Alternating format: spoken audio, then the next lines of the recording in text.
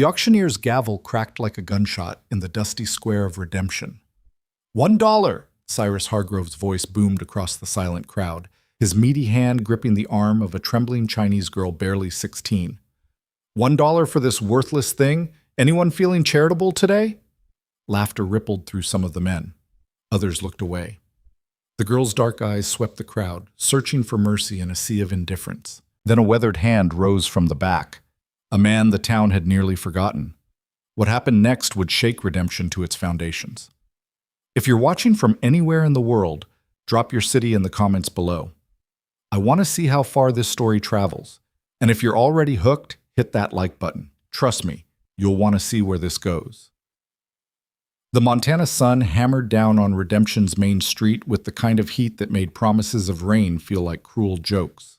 Dust devils spun lazy circles between the storefronts, and the few souls brave enough to venture outside moved with the deliberate slowness of people conserving strength.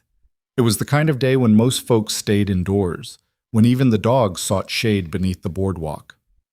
Cyrus Hargrove didn't believe in staying indoors. He stood in the center of town like a monument to his own prosperity, 6 feet of muscle gone to fat, dressed in a suit that cost more than most families earned in a year. His boots, polished to a mirror shine despite the dust, were planted wide in a stance that said he owned not just the ground beneath them, but everything his shadow touched. And in redemption, that shadow stretched far.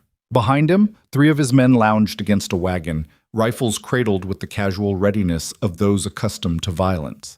They watched the gathering crowd with the bored attention of predators who knew the sheep wouldn't run. The crowd itself was small, maybe 30 people drawn by curiosity and the cruel magnetism of spectacle. Shopkeepers stood in their doorways. A few ranch hands had paused mid-errand. Mrs. Beatrice Chen from the boarding house clutched her shawl despite the heat, her face carved from concern. Even old Sheriff Morrison had emerged from his office, though he made no move to intervene, just observed with the tired eyes of a man who'd learned to choose his battles carefully. "Gather around, good people of redemption," Hargrove's voice carried like thunder across a valley. "I've got something here that needs disposing of, and I'm a charitable man today." He yanked forward a slight figure that had been hidden behind his bulk. The girl stumbled, catching herself before she fell. She couldn't have been more than 16, with black hair hanging in a tangled curtain around her face, her clothes, rough homespun that might have once been blue, torn and filthy. Her feet were bare, cut and bleeding from stones. But it was her eyes that caught attention, dark, liquid, and filled with a terror so profound it seemed to vibrate in the air around her. She didn't make a sound. "Found her wandering the Eastern Trail 2 days back," Hargrove continued, his thick fingers still wrapped around her upper arm like a vice. "Chinese. Probably from that camp that got burned out last month. You all remember that. Bunch of railroad workers who got too comfortable, started thinking they had rights." He grinned, showing teeth stained with tobacco. "Anyway, this one survived somehow. Been trying to get information out of her, but she won't talk. Not a word. Useless as tits on a bull, if you'll pardon my French, ladies." A few men chuckled. Most didn't. "So here's what I'm offering," Hargrove said, giving the girl a shake that made her wince. $1. Just one single dollar, and she's yours. Do whatever you want with her. Put her to work, teach her English, hell, use her for target practice for all I care. $1 to take this burden off my hands." The silence that followed was thick enough to choke on. Mrs. Chen took a step forward, her hand reaching into her pocket, but her husband grabbed her arm and pulled her back with a sharp shake of his head. The calculation was visible on every face. Helping meant crossing Hargrove, and crossing Hargrove meant trouble that could end a business, a livelihood, a life. "Come on now," Hargrove pressed, his jovial tone taking on an edge. "Someone must want a free worker. She's young, probably got years of service left in her, if you don't mind the fact she won't talk back." Another cruel laugh. "Though I suppose some men might consider that a benefit." The girl's eyes continued scanning the crowd, moving from face to face, with the desperate hope of the drowning searching for driftwood. When they found nothing but averted gazes, something inside them seemed to dim. That's when Caleb Mercer stepped forward. He'd been at the very back of the crowd, half hidden in the shadow of the general store. Most people hadn't even noticed him, which was how Caleb preferred it. In a town that thrived on gossip and social currency, he was a ghost, spoken of rarely and then only in whispers. The whispers said he'd come to Redemption 5 years ago with a wife and a young son. They'd bought a small ranch 10 miles outside town, in the hard country where the mountains began their climb toward the sky. The wife had been pretty, the boy bright-eyed. For a year they'd been seen occasionally in town, buying supplies, attending church, living the quiet life of homesteaders trying to carve something permanent from unforgiving land. Then the Sioux raid happened. The details were murky. Caleb never spoke of it. And the few who'd ridden out to help had found only smoke and silence. The house had burned. The barn had burned. In the ashes, they'd found enough to bury, but not enough to provide comfort. Caleb had survived somehow, though the man who emerged from that destruction bore little resemblance to the one who'd gone in. He'd rebuilt the ranch alone, working with the grim determination of someone trying to outrun ghosts. He came to town only when necessary, spoke only when spoken to, and had eyes that seemed to focus on something beyond the horizon, something the rest of them couldn't see. Now those eyes were fixed on Hargrove. Caleb was tall, lean in the way of men who worked hard and ate little. His face was weathered by sun and wind, etched with lines that spoke of pain more than age. He couldn't have been more than 35, but he moved with the careful deliberation of someone much older, or someone who'd learned that sudden movements invited sudden consequences. His clothes were clean but worn, his hat battered, his boots built for function rather than fashion. "I'll pay your $1, Caleb said. His voice was quiet, but it carried. The crowd shifted, surprise rippling through them like wind through wheat. Hargrove's eyebrows climbed toward his hairline. "Well, well," the big man drawled. "Caleb Mercer. Didn't know you were still capable of human interaction. Thought maybe you'd decided to become one of your horses." A few nervous laughs. Caleb didn't react. $1, he repeated, reaching into his pocket. "Now hold on," Hargrove said, his smile widening into something predatory. "I'm a businessman, Mercer, and when there's competition, prices tend to rise. You understand economics, don't you? Living out there all alone in the wilderness?" Caleb's hand stilled. "You said $1. "I said $1 to the first taker, but now that you've shown interest, well..." Hargrove made a show of considering. "Maybe I was undervaluing my merchandise. Let's say $5. "You said $1, Caleb repeated, his voice hardening slightly. "And I'm saying $5 now. Don't like it? Walk away. I'm sure someone else will." The price was $1. The new voice came from Sheriff Morrison, who'd moved closer without anyone noticing. He was an older man, silver-haired and slightly stooped, but his hand rested with casual readiness on the revolver at his hip. "I heard you say it, Cyrus." "So did everyone here. A man's word means something in this town, or at least it used to." The temperature seemed to drop 10 degrees. Hargrove's face flushed red, but he wasn't stupid enough to challenge Morrison directly. Not here, not now, not in front of witnesses. The sheriff might be old, but he was still fast, and he had the law behind him. "Of course, Sheriff," Hargrove said through gritted teeth. $1 it is. Wouldn't want anyone thinking I'm not a man of my word." Caleb stepped forward and placed a silver dollar in Hargrove's outstretched palm. The big man pocketed it, then shoved the girl forward. She stumbled again, this time falling to her knees in the dust. Caleb moved to help her, but she scrambled backward, eyes wide with new terror. "She's all yours, Mercer," Hargrove said, his voice dripping with false cheer. "And let me give you some free advice. She knows something. I'm sure of it. That camp she came from, they were sitting on something valuable. Ask the right questions, maybe use the right persuasion, and you might find yourself a wealthy man." "I'm not interested in interrogation," Caleb said flatly. "No?" Hargrove's smile turned nasty. "Then what are you interested in exactly? Pretty young thing like that? Man like you all alone on that ranch? Well, I suppose we can all draw our own conclusions." The words hung in the air like poison. Caleb's jaw tightened, but he didn't rise to the bait. Instead, he turned to Sheriff Morrison. "I need to file a marriage certificate," he said. The crowd gasped. Even Morrison looked surprised. "Oh, what now?" Hargrove sputtered. "A marriage certificate," Caleb repeated calmly. "Sheriff, you're authorized to perform civil ceremonies, correct?" Morrison's weathered face creased into something that might have been approval. "That I am." "Then I'd like to marry this girl, right now, today." The girl's eyes went impossibly wider. She shook her head frantically, trying to back away further, but there was nowhere to go. The crowd had closed in, forming a human wall around the drama unfolding in their midst. "You can't," Hargrove started. "I can," Morrison interrupted. "And he can. Girls of age, looks 16, 17 maybe.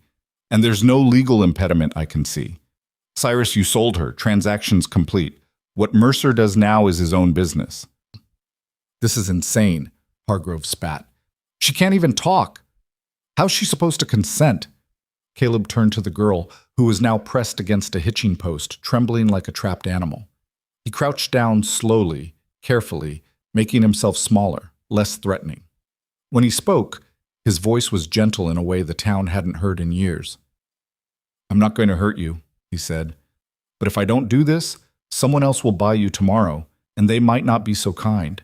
Hargrove's right about one thing. You know something, or people think you do. That makes you valuable, and valuable things get fought over."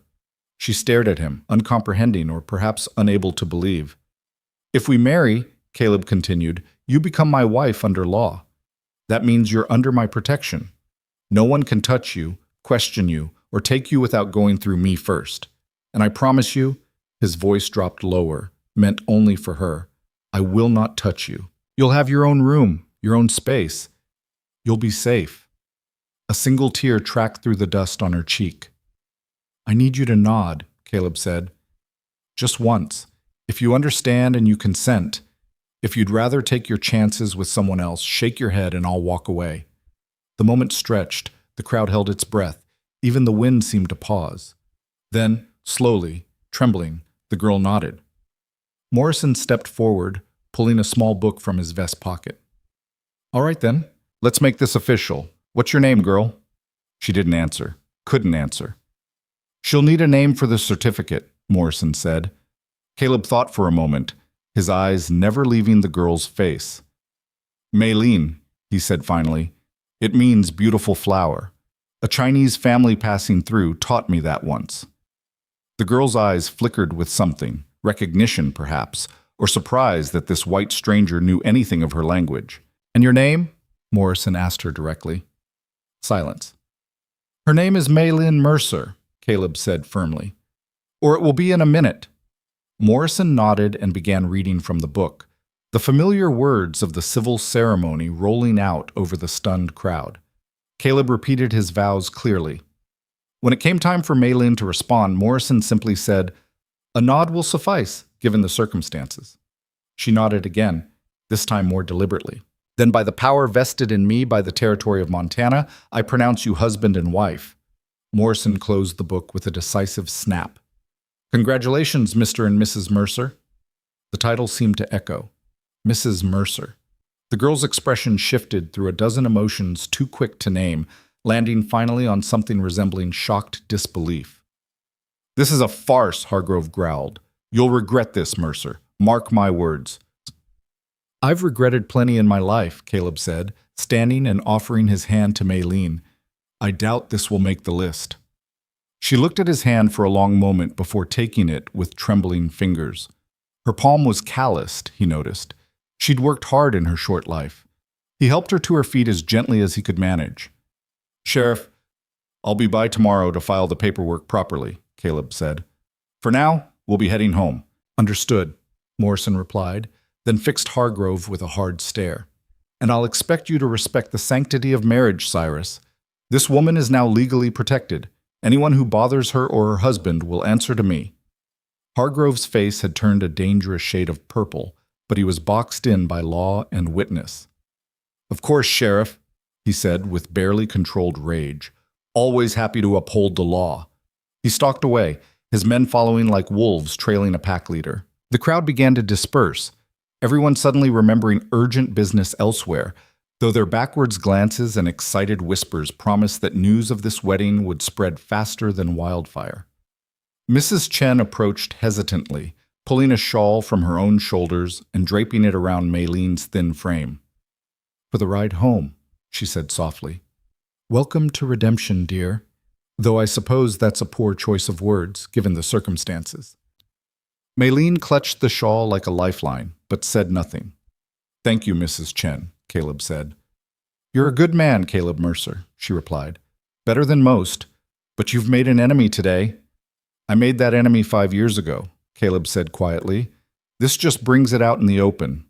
He led Maylene to where his horse was tied, a sturdy bay gelding named Solomon, patient and steady.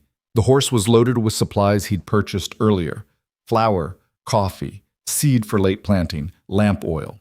Simple necessities for a simple life. Can you ride? He asked Maylene. She shook her head. All right, I'll ride. You'll sit in front of me. I won't. He paused, choosing his words carefully. I'll only touch you enough to keep you from falling. Is that acceptable? She nodded, though fear still haunted her eyes. Getting her onto the horse was an awkward process, made more difficult by her evident terror of the animal. Solomon, to his credit, stood perfectly still, as if sensing the delicacy of the situation. Finally, Maylene was perched side saddle in front of the saddle horn, and Caleb swung up behind her, maintaining as much distance as the horse's back would allow. Let's go home, he said, and clicked his tongue to set Solomon walking. The ride out of town was silent except for the creak of leather and the steady clip-clop of hooves. People watched from windows and doorways, some with curiosity, some with judgment, all with opinions they'd share the moment Caleb was out of earshot. He didn't care. He'd stopped caring about the opinions of redemption a long time ago. Maylene sat rigidly, every muscle tense, her hands gripping the saddle horn until her knuckles went white. Caleb kept his hands carefully positioned on the reins, making sure to never touch her except when the horse's gait threatened to dislodge her, and even then only the briefest steadying pressure on her shoulder. The town fell away behind them, replaced by rolling grassland that gradually gave way to rougher country. The land here was beautiful in a harsh way, all rocks and scrub pine, with mountains rising in the distance like ancient guardians. The sky stretched overhead in impossible blue, broken only by the occasional hawk riding thermals in lazy circles. After an hour, they reached the boundary of Caleb's property, marked by a wooden fence in decent repair. Another mile brought them to the ranch proper, a small cabin built from logs, a barn that had clearly been reconstructed recently, a corral housing 2 more horses, and a fenced area that might once have been a garden, but now held only weeds and regret. Caleb dismounted first, then helped Maylene down. Her legs nearly buckled when her feet hit the ground. Whether from fear, exhaustion, or the long ride, he couldn't tell. He steadied her briefly, then stepped away as soon as she'd found her balance. This is home, he said simply. It's not much, but it's secure. Nearest neighbor is 5 miles south, town is 10 miles northeast. No one comes out here without a good reason. Maylene turned slowly, taking in her new prison or sanctuary. It was too early to tell which it would be. Her gaze lingered on the mountains, their peaks still holding snow despite the summer heat below. Come inside, Caleb said. I'll show you around, and then I'll fix something to eat. You must be hungry. The cabin's interior was sparse but clean. One large room served as kitchen, dining area, and living space, with a stone fireplace dominating one wall. A ladder led to a small sleeping loft. To the right, a door opened into what appeared to be a small bedroom. Little more than a closet, really, but it had a window and a narrow bed. That was going to be my son's room, Caleb said quietly, seeing where her eyes had gone. It's yours now. There's a lock on the inside. Use it if it makes you feel safer. He moved to the fireplace and began building up the coals that still held a faint glow from morning, adding kindling with practiced efficiency. I sleep up there, he gestured to the loft without looking up. There's a wash basin in your room, and an outhouse about 20 yards behind the cabin. Water comes from the well out front. It's good and cold, runs year-round. Maylene stood in the center of the room like a deer ready to bolt, watching his every movement. Caleb set a pot of water to boil, then pulled vegetables from a cool box and began preparing a simple stew. His movements were economical, methodical, the actions of someone who'd cooked alone for a long time. He worked in silence for several minutes before speaking again. I meant what I said in town, he told her, still focused on chopping carrots. This marriage is for your protection, nothing more. I won't force myself on you. I won't hurt you. I won't even expect you to behave like a wife, if that's not what you want. You're free to leave anytime you choose, though I'd recommend waiting until you have somewhere safe to go. The knife paused in its work. I know you've been through something terrible. I don't know what exactly, and you don't have to tell me, but I recognize the look in your eyes. I've seen it before, in a mirror. He resumed chopping. There's work to be done around here. Always is on a ranch. If you want to help, I'd appreciate it. If you don't, that's fine too. I managed alone before. I can manage alone now. But you'll earn your keep either way. This isn't charity, and I'm not looking for gratitude. It's just the right thing to do. The stew began to bubble. Caleb added salt, a precious commodity, and some dried herbs that hung from the rafters. The smell filled the cabin, savory and warm, and Maylene's stomach growled audibly. She pressed her hand to her belly, mortified. When's the last time you ate? Caleb asked. She held up 2 fingers. 2 days ago? She nodded. His jaw tightened.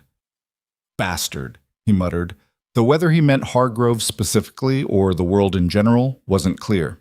He ladled stew into 2 bowls, set them on the rough-hewn table along with spoons and a hunk of bread, and gestured for her to sit.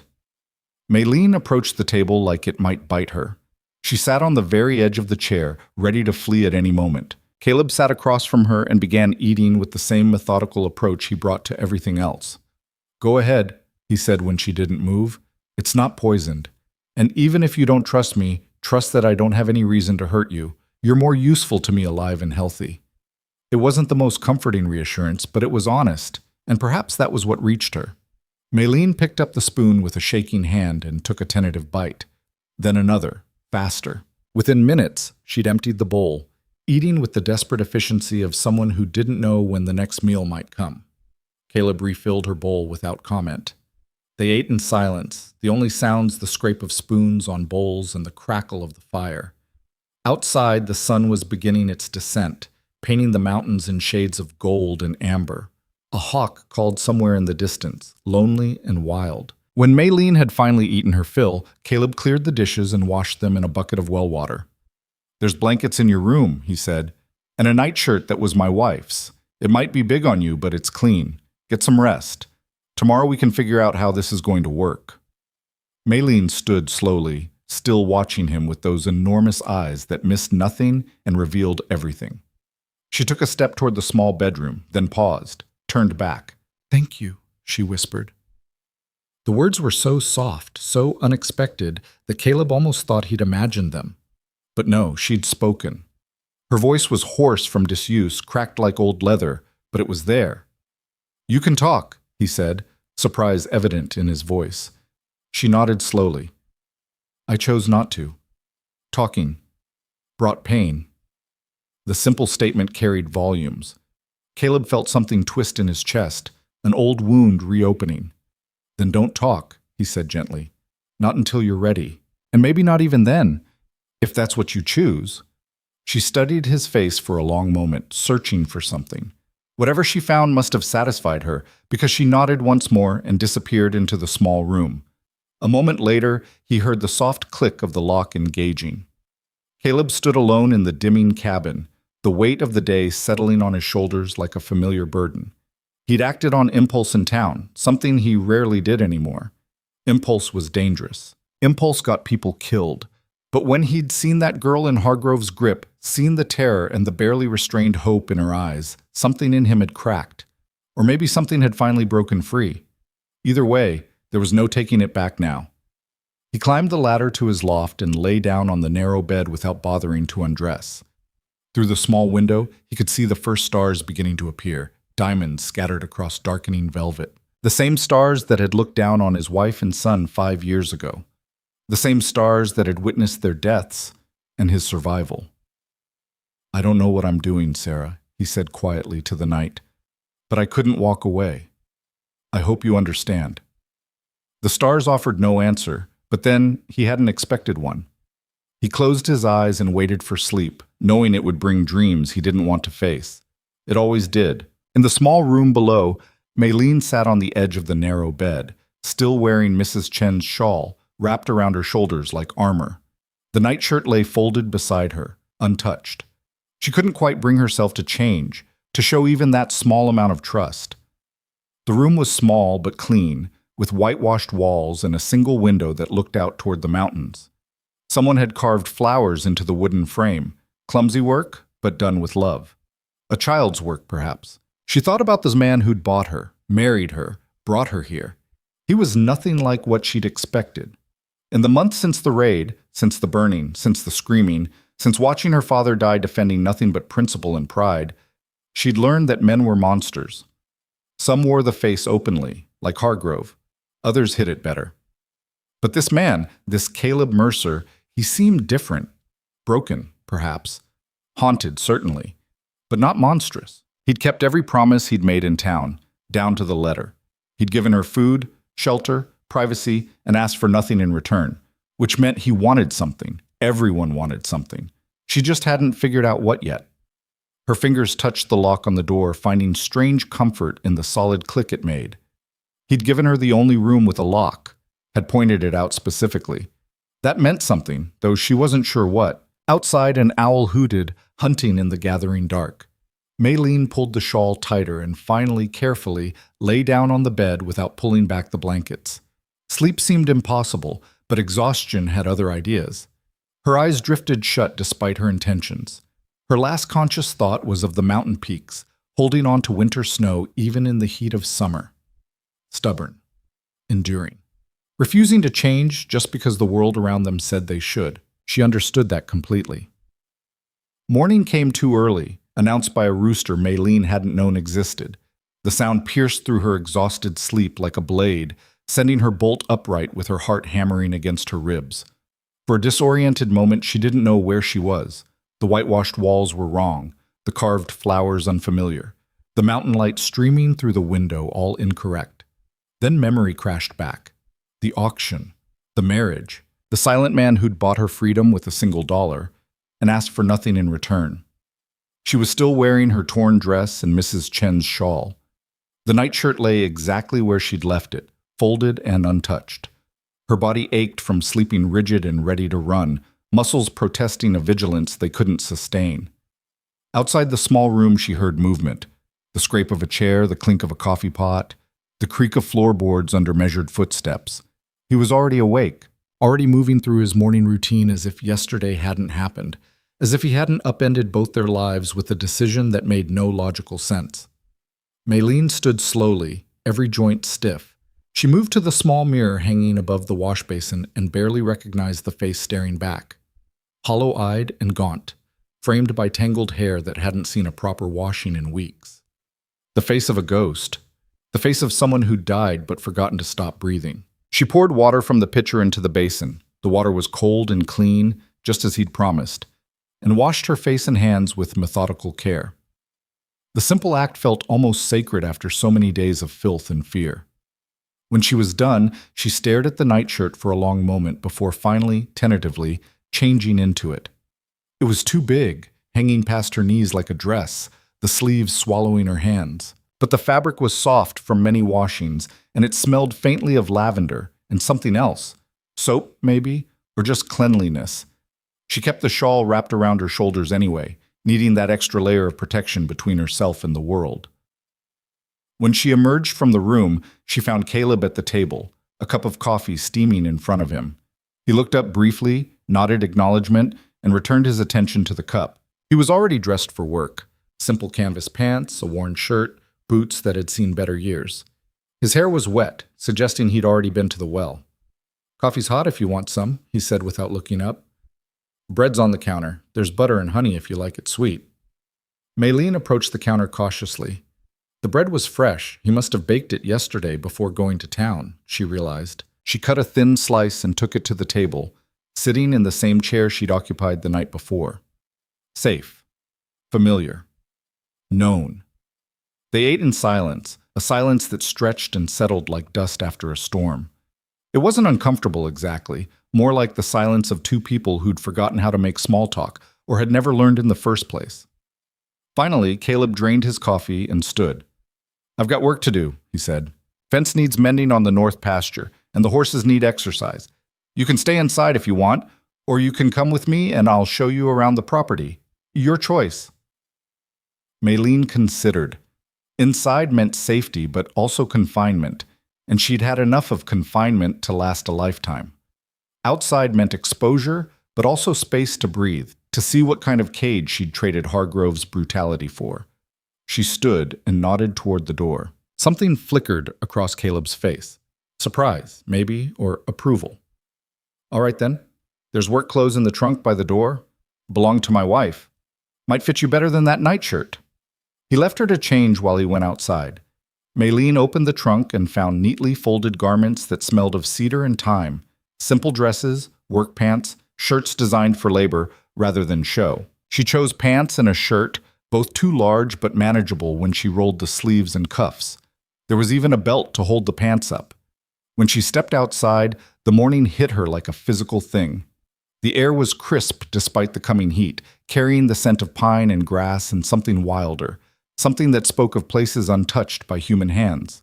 The sky stretched overhead in endless blue, and the mountains stood sentinel in the distance, their snow-capped peaks catching the early light like torches. Caleb was at the well, filling buckets. He glanced at her outfit and nodded. Good. You'll need boots, though. Can't work a ranch barefoot. You'll tear your feet apart on the stones. He disappeared into the barn and emerged with a pair of small boots, worn but serviceable. These were hers too, he said quietly, handing them to Maylene. She was small, like you. Maylene took the boots and sat on the porch step to pull them on. They fit reasonably well, and the leather was soft from years of wear. As she laced them up, she wondered about the woman who'd worn them before. The woman who'd slept in the loft with this quiet, damaged man. The woman who'd carved flowers into a window frame for a child who would never grow old enough to appreciate them. What was her name? The words were out before Maylene could stop them, her voice still rough and uncertain. Caleb paused in his work, his back to her. For a moment she thought he wouldn't answer. Then, Sarah. Her name was Sarah. And your son? Thomas. The name came out like something broken. He was 4. Maylene said nothing more. Some wounds were too deep for words, and she recognized the shape of this one. It matched her own too closely. Caleb cleared his throat and straightened. Come on, I'll show you the property. They walked the boundaries of the ranch, Caleb pointing out landmarks and explaining the work that needed doing with the clipped efficiency of someone reciting a list. The north pasture where the fence sagged, the creek that ran year-round but got low in August, the stand of pines that provided lumber for repairs. The rocky outcropping where rattlesnakes like to sun themselves, avoid that area entirely. Maylene listened and watched, committing everything to memory. Knowledge was survival, and she'd learned that lesson in the hardest way possible. She noted the sight lines, the places where someone could approach unseen, the routes that would offer escape if escape became necessary. Old habits from old fears. They reached the northern boundary, where the fence did indeed sag badly. Posts rotted at the base from years of moisture and neglect. Caleb pulled tools from the pack he'd brought and began working to replace a fallen post, his movements practiced and sure. You don't have to watch, he said, driving the post hole digger into the earth with controlled force. There's other things you could do if you're inclined. Garden's a disaster, hasn't been properly tended in years. If you wanted to try salvaging it, the tools are in the barn. Seeds too, though it's late in the season for most things. Maylene looked back toward the cabin, barely visible from this distance. The garden plot was a tangle of weeds choking out whatever might have once grown there. A project. A purpose. Something to do with her hands that might quiet the chaos in her head. She nodded and started walking back. Maylene. Caleb's voice stopped her. She turned. He was leaning on the post hole digger, his expression unreadable in the shadow of his hat. Stay within sight of the cabin, and if you see riders coming, get inside and lock the door. Don't open it for anyone but me. Understood? The warning sent ice through her veins, but she nodded. Of course. Hargrove. The threat he represented hadn't disappeared just because she'd gained a new name and legal protection. If anything, yesterday had likely made her more valuable, more interesting. A puzzle to solve, a possession to reclaim. She hurried back to the cabin, suddenly aware of how exposed the ranch was, how visible from the eastern trail. But when she reached the garden plot and knelt in the dirt, some of that anxiety eased. This, at least, was familiar. This was something she knew. Her father had been a laborer, but her mother had kept a garden. Not for beauty, they'd had no luxury for beauty, but for survival. Vegetables that could stretch a meal, herbs that could cure minor ailments, beans that could be dried and stored against the winter. Maylene had learned at her mother's side, small hands learning to coax life from reluctant soil. The muscle memory returned as she began pulling weeds, sorting the hopeless from the salvageable. There were remnants of old plantings here, tomato vines long gone wild, bean poles collapsed and tangled, what might have been carrots once upon a time, now bolted and useless. But the soil underneath, when she dug her fingers into it, was good, rich and dark, full of potential. She worked through the morning as the sun climbed higher and the day grew hot. Sweat soaked through her borrowed shirt, and her hands, soft from weeks of captivity, quickly blistered and bled. She ignored the pain. Pain was honest. Pain was something she could understand and control. By midday, she'd cleared a section about 10 feet square, piling the weeds in a heap to be burned later. Her back ached, her shoulders screamed, and her hands were raw, but there was satisfaction in seeing bare earth where chaos had been. Order imposed on disorder. Control wrested from entropy. She was so focused on her work that she didn't hear the horse approach until it was nearly at the cabin. Her head snapped up, heart lurching into her throat, but it was only Caleb returning from his fence work. He dismounted and took in the cleared section of garden with visible surprise. "You've been busy," he said. Maylene stood slowly, brushing dirt from her knees. She wanted to say something, to explain the need to work, to prove her worth, to justify her existence, but the words tangled in her throat and came out as nothing. Caleb studied her for a moment, his weathered face thoughtful. "You know gardening," she nodded. "Your family had a garden?" Another nod, though this one hurt. Family. Past tense. Had. I tried to keep it going after. He gestured vaguely at the plot. But I don't have the knowledge. Everything I planted died. Finally gave up and let it go wild. He paused. "If you can bring it back, we'd eat better. I can hunt, but vegetables are harder to come by. I'd appreciate the help." It was carefully phrased, not an order, but a request, acknowledging her skill rather than demanding her labor. Maylene felt something shift slightly in her chest, some small portion of the constant tension easing. "Come inside," Caleb continued. "It's too hot to work through midday. You'll make yourself sick." She followed him into the cabin's relative coolness. He poured water from a clay jug, cold from being stored in the shadowed corner, and handed her a cup. She drank gratefully, only then realizing how parched she'd become. "Let me see your hands," Caleb said. Maylene hesitated, then held them out. They were a mess, blistered, bleeding in places, caked with dirt. She'd stopped noticing after the first hour. Caleb disappeared into a cupboard and returned with a tin of salve and clean bandages. "This'll help," he said, opening the tin to reveal a pale ointment that smelled of herbs and beeswax. "May I?" She nodded slowly, extending her hands again. He took them gently, the first time he'd touched her since helping her off the horse yesterday, and began applying the salve with careful precision. His own hands were calloused and scarred, the hands of someone intimately familiar with hard work and harder consequences. "You should wear gloves," he said, wrapping the bandages. "There's work gloves in the barn. They'll be too big, but better too big than bloody hands. Why are you being kind to me?" The question escaped before Maylene could stop it, raw and suspicious. Caleb's hand stilled on the bandages. He looked up, meeting her eyes directly for the first time since yesterday. His own eyes were gray, she noticed, the color of winter storms, and they held depths of pain that made her want to look away. "Because cruelty is easy," he said quietly, "and I've seen enough of it to last 10 lifetimes. If I can be something other than cruel even to one person, maybe that counts for something." He finished tying off the bandage and released her hands. "Besides, you remind me that there are still things worth protecting in this world.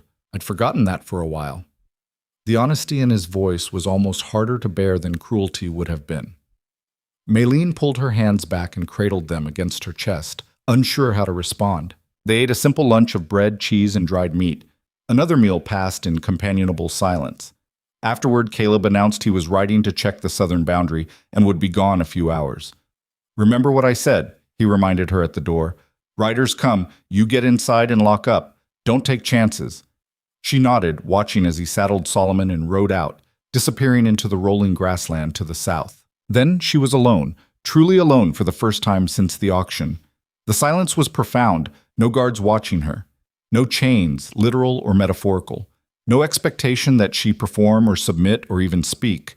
Just silence and space and the distant cry of a hawk hunting thermals. Maylene walked slowly through the cabin, really looking at it for the first time.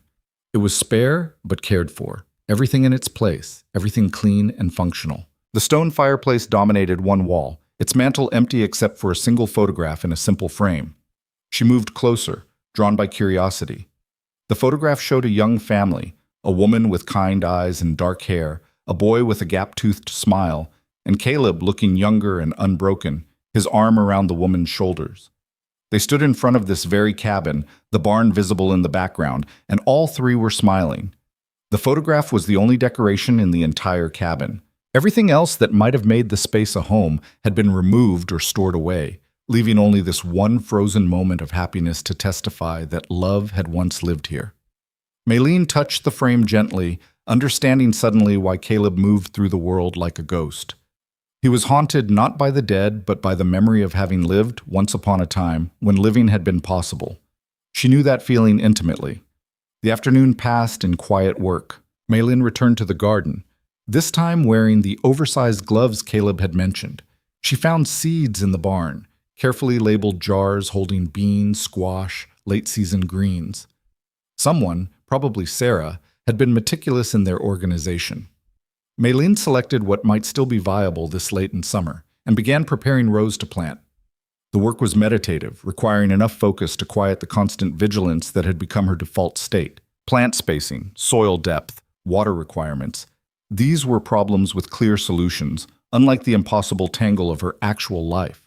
She was so absorbed that she almost missed the dust cloud on the eastern trail. Almost. Maylene's head snapped up, her entire body going rigid. Riders. Multiple horses moving fast. Her first instinct was to run, to hide, to disappear into the landscape like smoke. But Caleb's warning echoed in her mind. Get inside, lock the door. She dropped the seed packet and ran for the cabin, her heart pounding so hard she could feel it in her throat. She slammed the door behind her and threw the heavy wooden bar across it, then moved to the window to watch with terrified attention.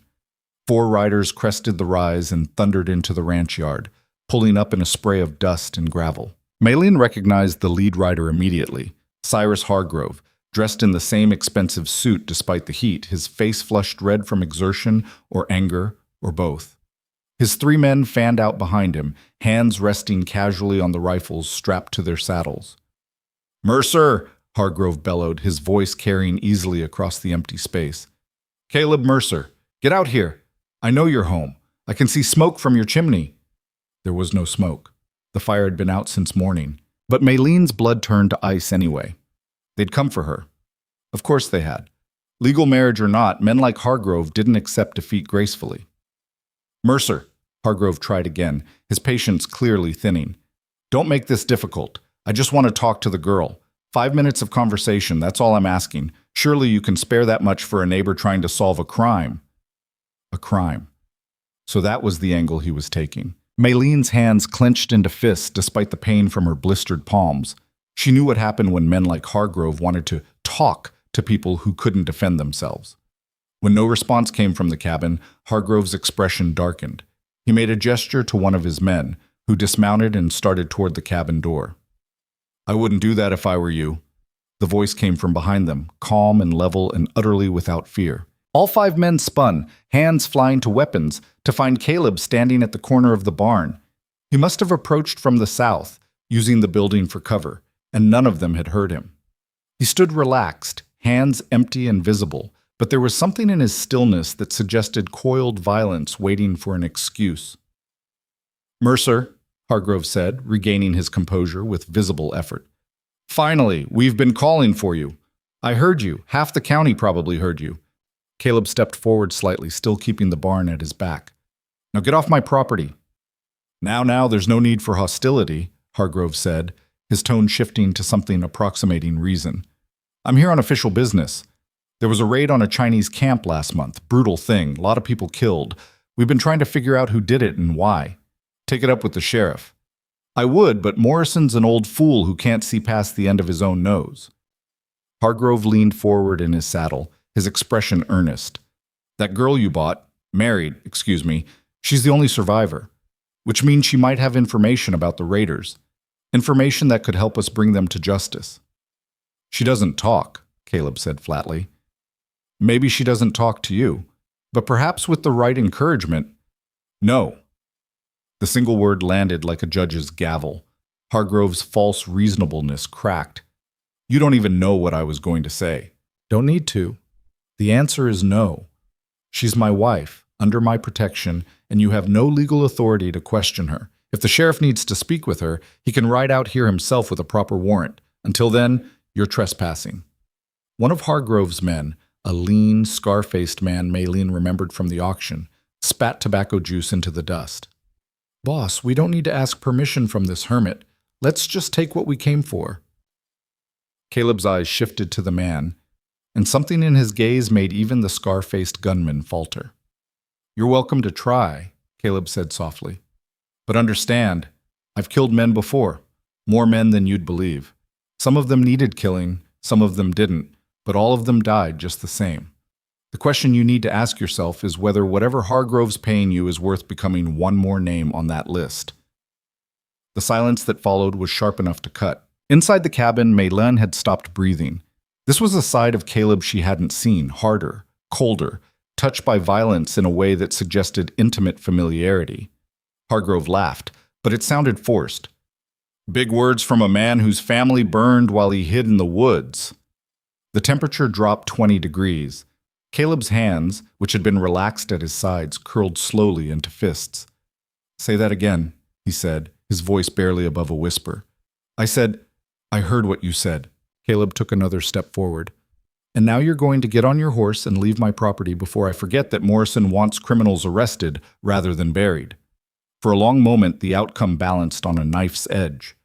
Hargrove's men watched their boss, waiting for the signal that would turn this confrontation into bloodshed. Hargrove himself seemed to be calculating odds, weighing his pride against the very real threat in Caleb's eyes. Finally, he pulled back on his reins. This isn't over, Mercer. That girl knows something, and I will find out what it is, with or without your cooperation. Then you'll do it through legal channels. Next time you come to my property uninvited, I'll shoot first and let Morrison sort out the details after. Caleb's hand moved almost casually to his hip, where a revolver Maylene hadn't noticed before rested in a worn holster. Are we clear? Hargrove's face flushed purple, but he jerked his head at his men. Let's go. We've got better things to do than argue with a crazy hermit.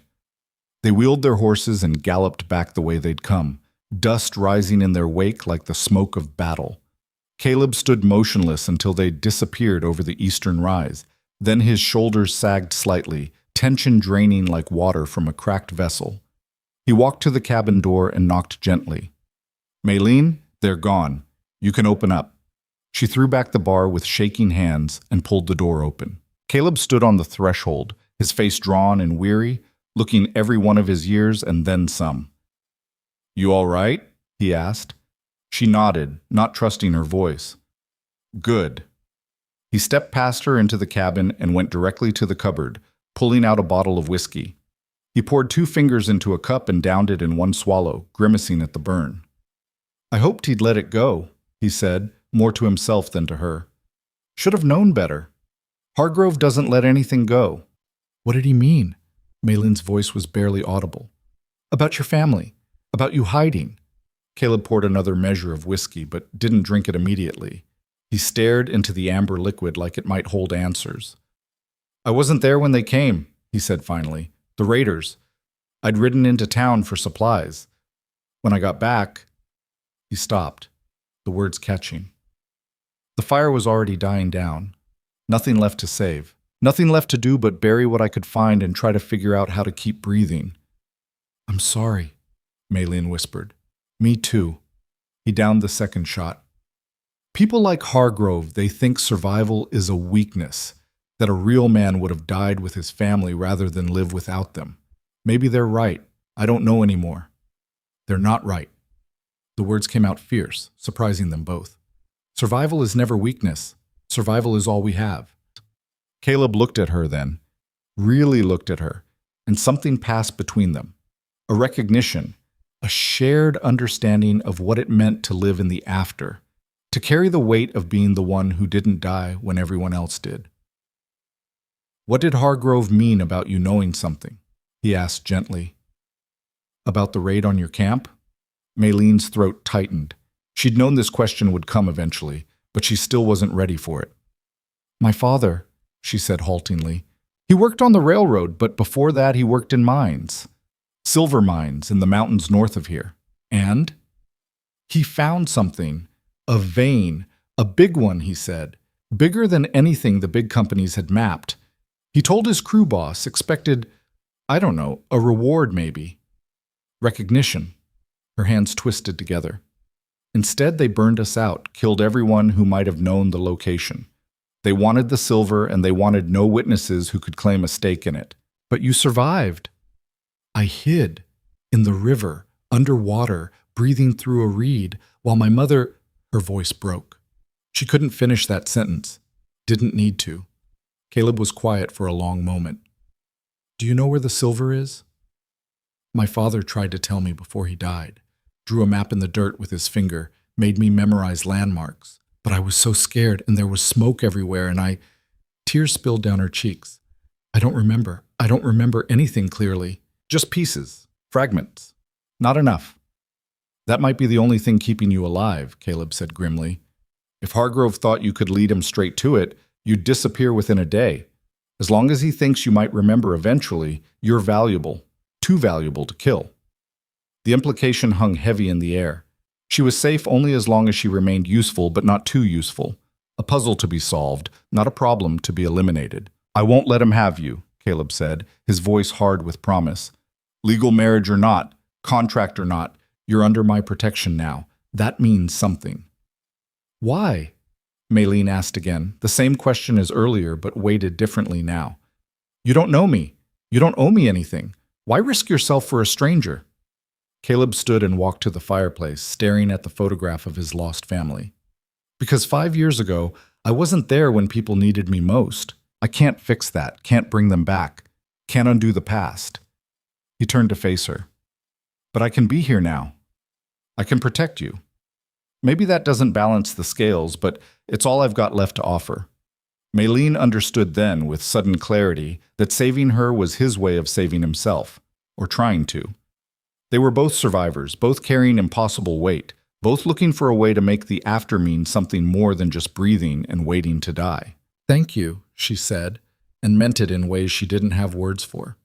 Caleb nodded and returned the whiskey bottle to the cupboard. "Come on. Still got a few hours of daylight left. I'll teach you to shoot." "What?" "Shoot. If Hargrove comes back when I'm not here, words and locked doors might not be enough." He pulled a rifle from above the door and a box of ammunition from a drawer. "You need to be able to defend yourself." They spent the remaining daylight hours in target practice at the edge of the property. The rifle was heavy and the recoil punishing, and Maylene's first dozen shots went wild, missing the targets entirely. But Caleb was patient, adjusting her stance, teaching her to breathe through the shot, to squeeze rather than pull the trigger. By sunset, she could hit the target, a row of bottles set on a fallen log, 3 times out of 5. Not good, but better than nothing. "Keep practicing," Caleb said as they walked back to the cabin, the rifle now hers to keep. "Every morning before the day gets hot. You'll build the muscle memory." That night, they ate dinner together again, and the silence felt different, less like the absence of words and more like an understanding that transcended them. When Maylene retreated to her small room, she found that Caleb had left a lantern burning on the table beside her bed and fresh wildflowers in a jar by the window. Small gestures, small kindnesses, but they accumulated like snowflakes, building towards something that might eventually resemble warmth. She locked the door as always, old habits died hard, but this time she changed into the nightshirt willingly. She pulled back the blankets and slipped between clean sheets, and for the first time in longer than she could remember, she felt something that might, with time and patience, grow into safety. Outside, the mountains held their silent vigil beneath a sky full of stars. Inside, 2 broken people tried to figure out how to live in the same space without causing each other more damage. It wasn't love, not yet, maybe not ever. but it was a beginning. The days that followed settled into a rhythm that felt almost normal, though both of them knew normal was an illusion they were choosing to believe in. Maylin woke with the rooster, practiced shooting until her shoulders ached, then worked in the garden while Caleb tended to ranch business. They ate meals together in companionable silence, and slowly, almost imperceptibly, the space between them began to feel less like a minefield and more like common ground. The garden transformed under Maylin's care. What had been a wasteland of weeds became ordered rows of late-season vegetables, beans climbing makeshift trellises, squash sprawling across cleared earth, greens pushing up through soil that hadn't been properly worked in years. She worked with an intensity that bordered on obsession, driving herself until her hands bled through the bandages, until Caleb had to physically take the tools away and force her to rest. "Why do you push yourself so hard?" he asked one evening as he rewrapped her hands, the salve tin open between them. Maylin stared at her torn palms, searching for words.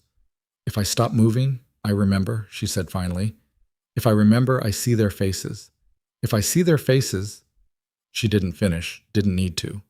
Caleb nodded slowly, understanding written in the lines of his weathered face.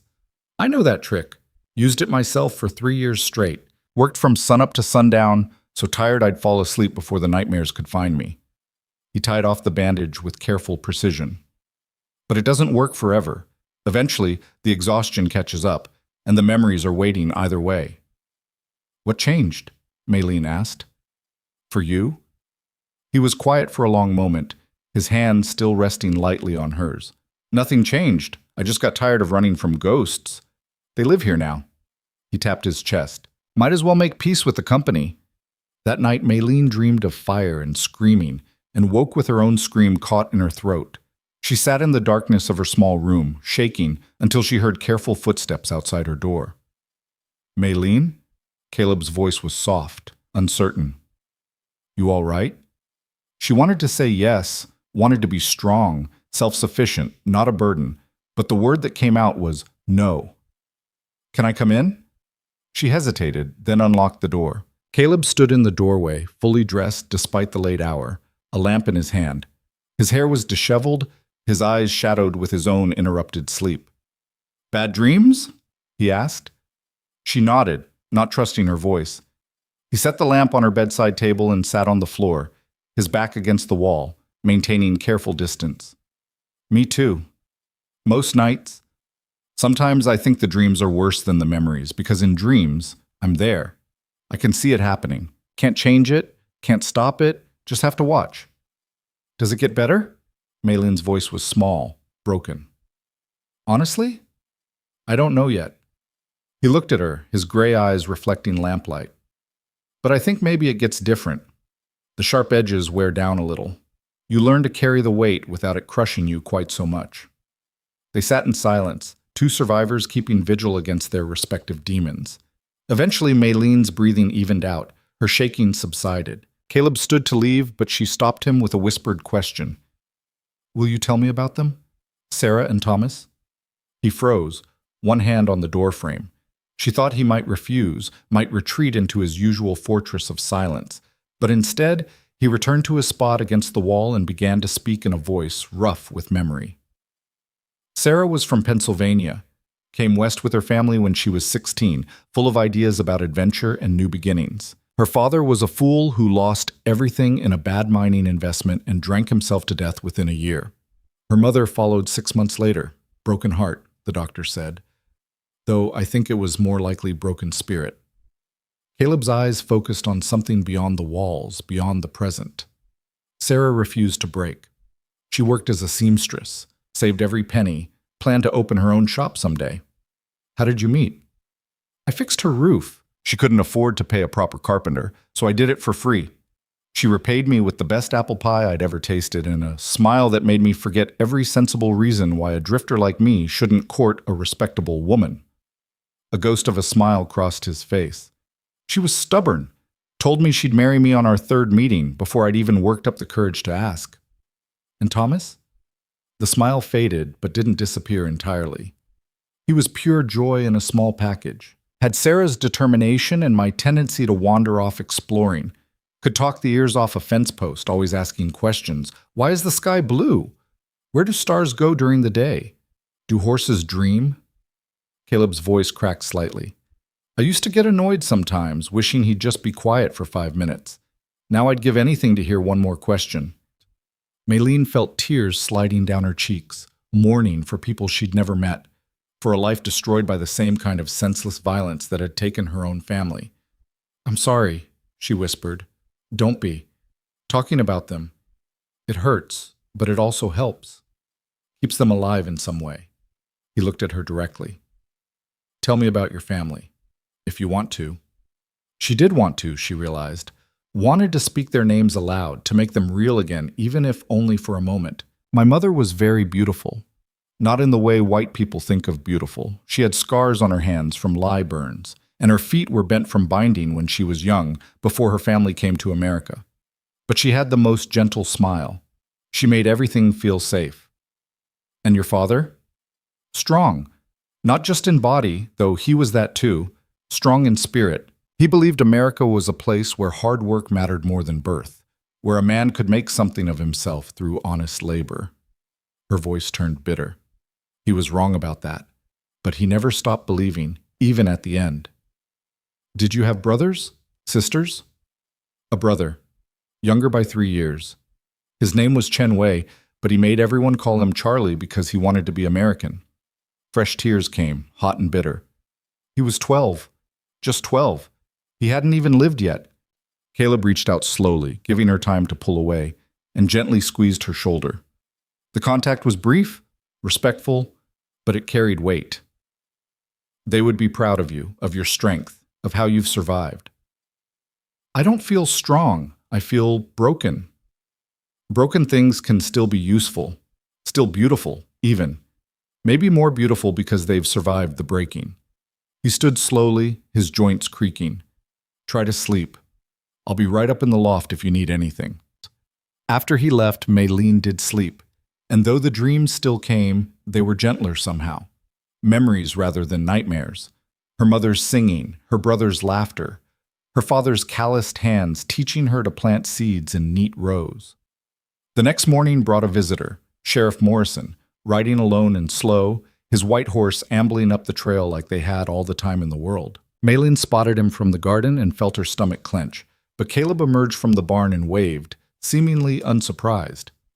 Caleb, Morrison called out as he dismounted, his movements stiff with age.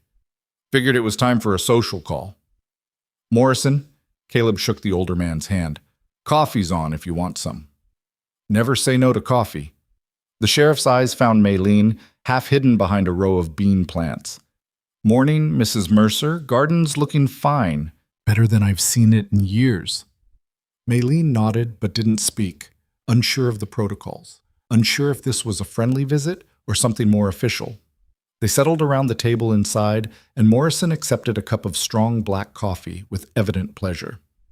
Real reason I'm here, he said after a long sip, is to give you fair warning. Hargrove's been making noise in town, filing complaints, calling your marriage fraudulent, claiming you're harboring information about the Chinese camp raid. Let him make noise, Caleb said flatly. The marriage is legal. You performed it yourself. That I did. And it'll stand up to any legal challenge he wants to throw at it. But legal and safe aren't always the same thing, and you know it. Morrison set down his cup and fixed Caleb with a serious look. Hargrove's dangerous when he's thwarted.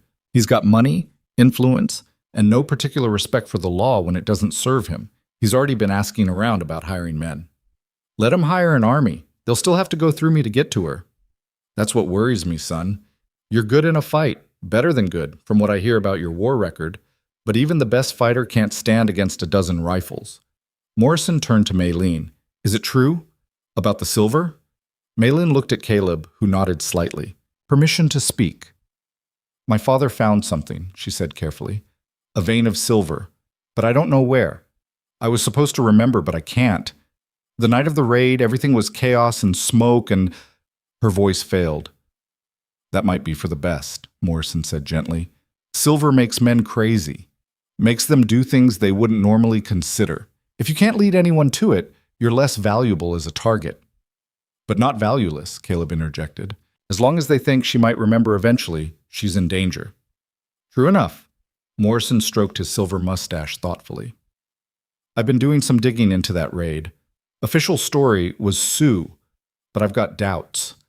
Raiders were too organized, too focused. They didn't take scalps, didn't take prisoners for ransom, didn't steal horses, just killed everyone and burned everything to the ground. That's not how the Sioux operate. White men, Maylin said, her voice hollow, dressed to look like Sioux. I saw them when I was hiding. Their hands were white. Their boots were white man's boots. Morrison's expression darkened. Did you recognize any of them? They wore paint, masks, but one of them... She closed her eyes, forcing herself to remember details she'd tried desperately to forget. One of them had a scar. Here. She drew a line from her ear to her jaw. And he was missing fingers on his left hand, just stumps where two fingers should be. The sheriff and Caleb exchanged a look. Jack Keller, Morrison said grimly. Works for Hargrove, has for 5 years, mean as a snake and twice as quick. So Hargrove ordered the raid, Caleb said, his voice cold with controlled fury, sent his men to slaughter innocent people for silver. Knowing it and proving it are different things. Without evidence, without witnesses willing to testify, I can't touch him. And Maylin here, Morrison gestured apologetically. No offense, ma'am, but a Chinese girl's testimony wouldn't hold up in court. Not against a man like Hargrove with his lawyers and his influence. That's not justice, Maylin said, her hands clenching into fists. No, it's not. It's the law, and sometimes there's a difference. Morrison stood, setting his hat back on his head. But I wanted you both to know what you're up against. Hargrove's not going to let this go. He'll wait for an opportunity. When you're in town, when Caleb's away from the ranch, when your guard is down, and when that opportunity comes, he'll take it. What do you suggest? Caleb asked. Stay alert. Keep her close. And if something happens... Morrison paused, choosing his words carefully. Well, a man's got a right to defend his property and his family. The law recognizes that even if it can't always prevent what comes before.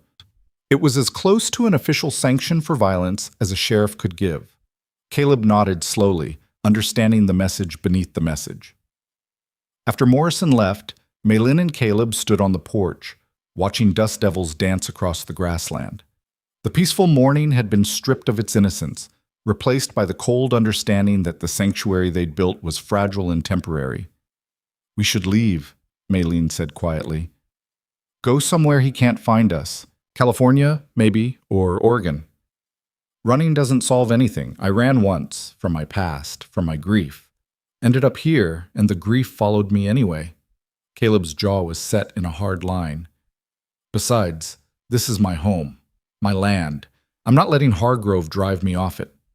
Even if staying gets you killed, even then. He looked at her, his gray eyes steady. But I understand if you want to go. I can get you to the rail line safely, give you money for passage west. You'd have a chance at a real life away from all this. Maylin considered it. The thought of leaving, of disappearing into the vastness of the frontier where no one knew her name or her story, held a certain appeal. But it also felt like abandonment. Of the garden she'd coaxed back to life. Of the small measure of safety she'd found here. Of the man who'd risked everything to protect a stranger. No, she said finally. I'm staying. You're sure? I'm tired of running, tired of being afraid. If Hargrove wants a fight, let him come. She met Caleb's eyes. But teach me to fight better. Shooting bottles isn't the same as defending yourself against men with guns and bad intentions. Over the following weeks, Caleb trained her with a thoroughness that spoke to military experience he'd never mentioned. He taught her to shoot from different positions, standing, kneeling, prone. Taught her to reload quickly, to clear jam mechanisms, to make every shot count because in a real fight, there might not be time for second chances. He taught her other things too. Where to hide on the property if riders came. How to move quietly through the house at night. Which floorboards creaked and which were silent. The location of his spare revolvers hidden in strategic locations throughout the cabin. How to barricade doors and windows if she had to make a stand alone. You were a soldier, Maylin said one afternoon, watching him disassemble and clean a rifle with practiced efficiency. For a while. Before I met Sarah. Before I decided I wanted to build things instead of destroy them. His hands moved automatically, muscle memory from years past. Fought in the war, saw more death than anyone should see. Thought I was done with violence when I came west. But violence found you anyway. It usually does.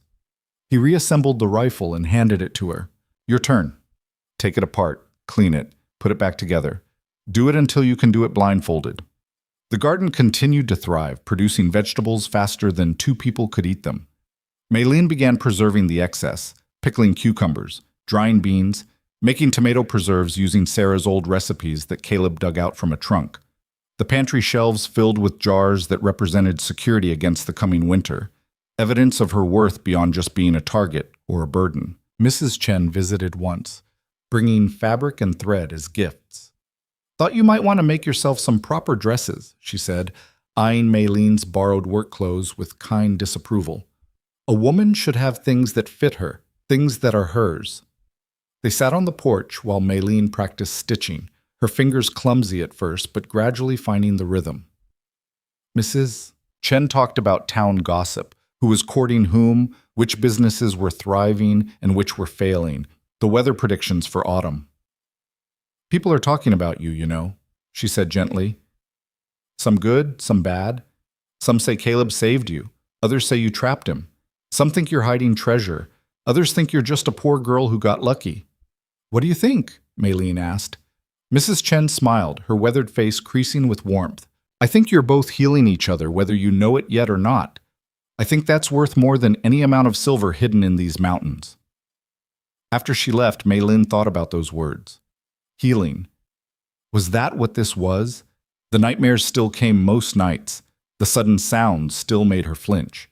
The sight of riders on the horizon still sent ice through her veins. But the sharp edges had dulled slightly, just as Caleb said they would. The weight was still there, but she was learning to carry it differently. And Caleb, he was changing too, though more subtly. He smiled occasionally now, brief flashes that transformed his weathered face. He talked more, sharing stories about the ranch, about Sarah and Thomas, about the land and its moods. The silence between them felt less like walls and more like comfortable space. One evening, as they sat on the porch watching sunset paint the mountains in impossible colors, Caleb spoke without preamble. I'm glad you stayed. I know that probably sounds selfish, given the danger and all, but this place, it feels less like a tomb now, more like a home. Maylene felt warmth spread through her chest, unfamiliar and slightly frightening. I'm glad too, she admitted. Even with everything, even with Hargrove and the threat and the fear, I'd rather be here than anywhere else. The words hung in the cooling air between them, weighted with meaning. Neither of them was quite ready to examine too closely. The attack came on a Tuesday morning, 3 weeks after Morrison's warning. Caleb had ridden to the southern pasture to check on a fence line, planning to be gone only an hour or two. Maylene was in the garden, harvesting the last of the tomatoes before the first frost could claim them. The day was clear and bright, the kind of late summer morning that felt like a gift. She didn't hear them coming until it was almost too late. 8 riders crested the eastern rise at full gallop, spreading out as they approached the ranch like wolves closing on prey. Maylene's blood turned to ice as she recognized the lead rider, Jack Keller, the scarred man from her nightmares, the killer who'd helped slaughter her family. She dropped the basket of tomatoes and ran for the cabin, her heart hammering so hard it felt like it might burst. Behind her, she heard shouting, the thunder of hooves getting closer. She'd never make it. The cabin was too far, they were too close. She was going to die here in the dirt like her father, like her mother, like Charlie who'd only wanted to be American. A gunshot cracked the air. Maylene screamed and dove behind the water trough, pressing herself flat. More shots followed, but they weren't aimed at her. She risked a glance and saw Caleb riding hard from the south, rifle in hand, firing as he came. He'd circled back. Somehow, impossibly, he'd known or sensed or guessed, and he'd circled back. The riders split their attention, some wheeling toward Caleb, others continuing toward Maylene. Keller was shouting orders, trying to maintain control, but the unexpected resistance had thrown off their timing. Maylene scrambled to her feet and made for the cabin. This time she made it, slamming through the door and grabbing the loaded rifle Caleb kept behind it. Her hand shook so badly she almost dropped it, but muscle memory from weeks of practice took over. She moved to the window, broke out the glass with the rifle barrel, and took aim. Outside, chaos reigned. Caleb had abandoned his horse and taken cover behind the barn, trading shots with 3 of the riders. Another 2 were trying to flank him from the east. The remaining 3, including Keller, were advancing on the cabin. Maylin forced herself to breathe, to remember the training. Squeeze, don't pull, aim for center mass, make every shot count. She fired, and one of the advancing riders jerked in his saddle, clutching his shoulder. Her second shot went wide, but the third caught another rider's horse, sending it rearing and bucking its rider into the dust. Keller looked towards the cabin, his scarred face twisted with rage and something like surprise. "The bitch can shoot," he bellowed. "Take her alive if you can, dead if you can't." The third rider dismounted and approached the cabin in a crouch, using a water barrel for cover. Maylin fired twice more, splintering wood near his head, driving him back. But her hands were shaking worse now, adrenaline and fear making accuracy impossible. From behind the barn, Caleb's rifle cracked with methodical precision. One rider fell. Another wheeled away, clutching a bleeding leg. The flanking riders reconsidered their approach and pulled back, recognizing that the easy target they'd expected had turned into a killing ground. Keller was shouting again, trying to rally his men, but the momentum had shifted. What was supposed to be a quick snatch and grab had turned into a sustained firefight against opponents who knew the ground and weren't afraid to kill. The rider near the water barrel made a desperate rush for the cabin door. Maylin swung the rifle and fired point blank through the shattered window. The man spun and went down, screaming, clutching his thigh where blood pumped through his fingers. She'd shot a man, actually shot him, watching him fall, watching the pain and terror bloom across his face. Her stomach lurched, but there was no time for horror or guilt. She reloaded with shaking fingers, dropping cartridges twice before managing to chamber a fresh round. Caleb had moved position, working his way toward the house under cover of the barn and corral. His rifle spoke again, and another of Keller's men fell from his saddle and didn't move. That made 3 down, 1 seriously wounded, and the rest losing their nerve fast. "Pull back!" Keller finally shouted, his scarred face purple with rage. "This isn't over, Mercer. You hear me? This isn't over." They retreated at a gallop, dragging their wounded with them, leaving only blood in the dust and the acrid smell of gunpowder hanging in the still air. Caleb waited until they disappeared over the rise before emerging from cover, rifle still ready, every line of his body taut with readiness for continued threat. He approached the cabin slowly. "Maylin, you hit?"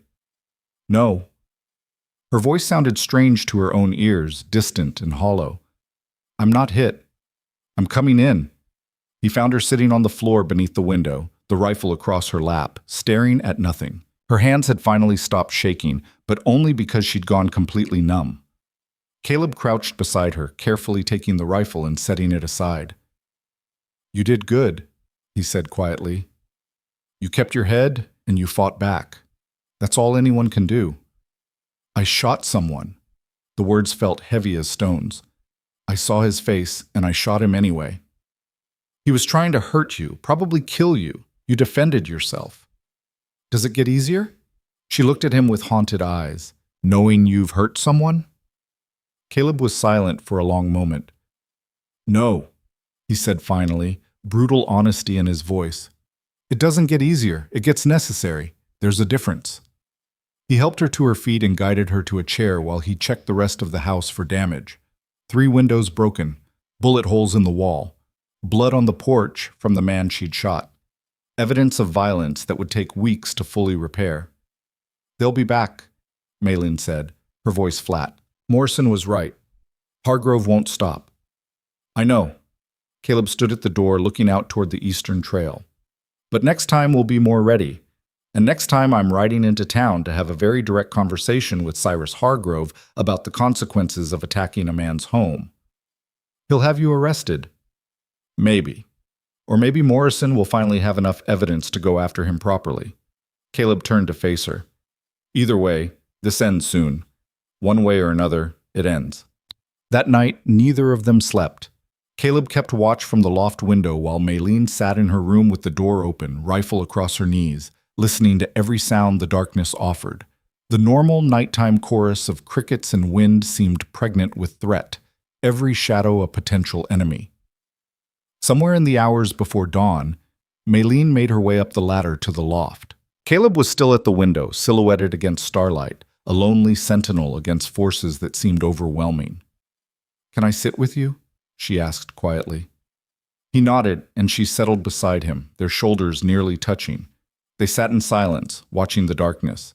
Two people who'd found each other in the wreckage of their respective hells and were determined not to let go, no matter what hell demanded of them next. Dawn arrived with no fanfare, just the slow bleed of gray light across the eastern sky. Caleb and Maylene were still at the window when the first rays touched the mountain peaks, painting them gold against the retreating darkness. Neither had slept, but the exhaustion felt different from the bone-deep weariness of trauma. This was the fatigue of soldiers who'd survived a battle and knew more were coming. "I need to go to town," Caleb said finally, his voice rough from hours of silence. "Need to talk to Morrison, file a proper complaint, get this on record, and I need to confront Hargrove while there are witnesses." "He'll deny everything," Maylene said. "Say his men were acting on their own." "Probably. But I need to look him in the eye and let him know what happens next time he sends killers to my home." Caleb turned from the window, and in the growing light, Maylene could see the transformation that had overtaken him. The quiet, grief-haunted man had been replaced by something harder, something that carried the weight of old violence like a familiar coat. "You're coming with me. I'm not leaving you here alone." They prepared quickly, efficiently. Maylene changed into one of the dresses she'd sewn from Mrs. Chen's fabric. Simple blue calico, but it fit properly and made her feel less like a refugee and more like a person. Caleb checked every weapon in the house, loading rifles and revolvers with methodical care, strapping on a gun belt that looked like it had seen serious use in another life. The ride to Redemption took 2 hours. Caleb kept them off the main trail, using game paths and creek beds, his eyes constantly scanning the horizon for dust clouds that might signal riders. They saw no one, but the tension never eased.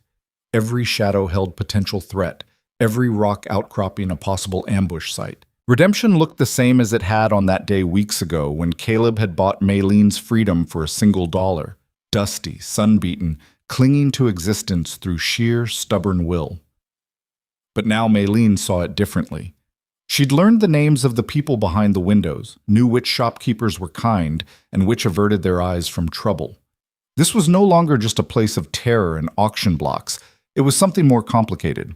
They tied Solomon outside Morrison's office. The sheriff looked up from his desk as they entered, and his weathered face tightened with concern at whatever he saw in their expressions. "What happened?" he asked, already reaching for his hat. Caleb laid out the facts with military precision. 8 riders, coordinated attack, Jack Keller leading them, 3 wounded and 1 possibly dead. Morrison's expression grew darker with each detail, his hand unconsciously moving to rest on his revolver. "You recognize any of the others?" Morrison asked Maylene. "2 of them. From the raid on my camp. I'd know their faces anywhere." Her voice was steady despite the memories clawing at her throat. "One had a broken nose that healed crooked. The other wore a silver ring on every finger." Morrison pulled out a ledger and began writing. "That'll be Tom Briggs and Mike Sullivan. Both on Hargrove's payroll, both with records for violence." He looked up at Caleb. "This is enough for me to bring Hargrove in for questioning. Won't stick without more evidence, but it'll put pressure on him." "I want to be there when you talk to him," Caleb said. "That's not how this works." "I don't care how it works. Those men attacked my home and tried to kill my wife. I've got a right to face the man who sent them." Morrison studied Caleb for a long moment, then sighed. "All right, but you keep your temper in check. I won't have a shooting in my office. Understood?"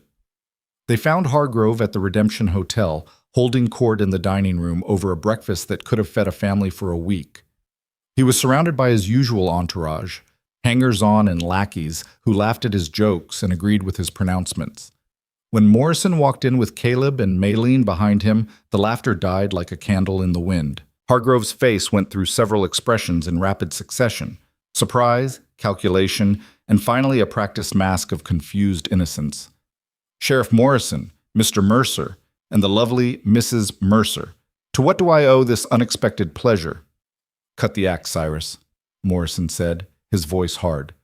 "We need to talk, privately. I'm having breakfast. Now."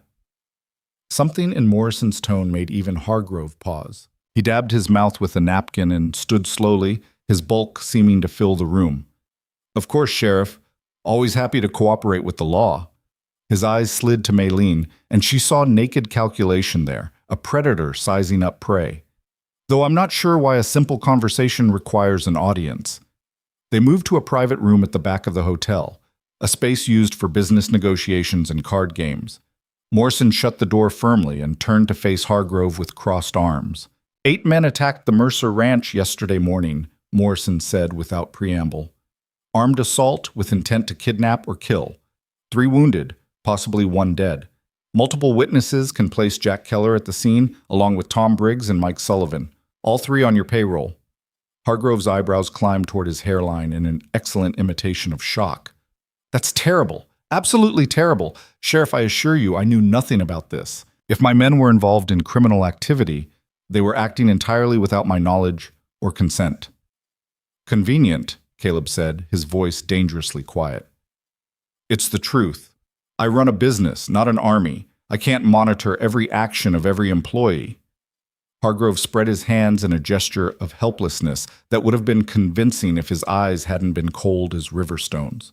If Keller and the others broke the law, they should face consequences. I won't protect criminals.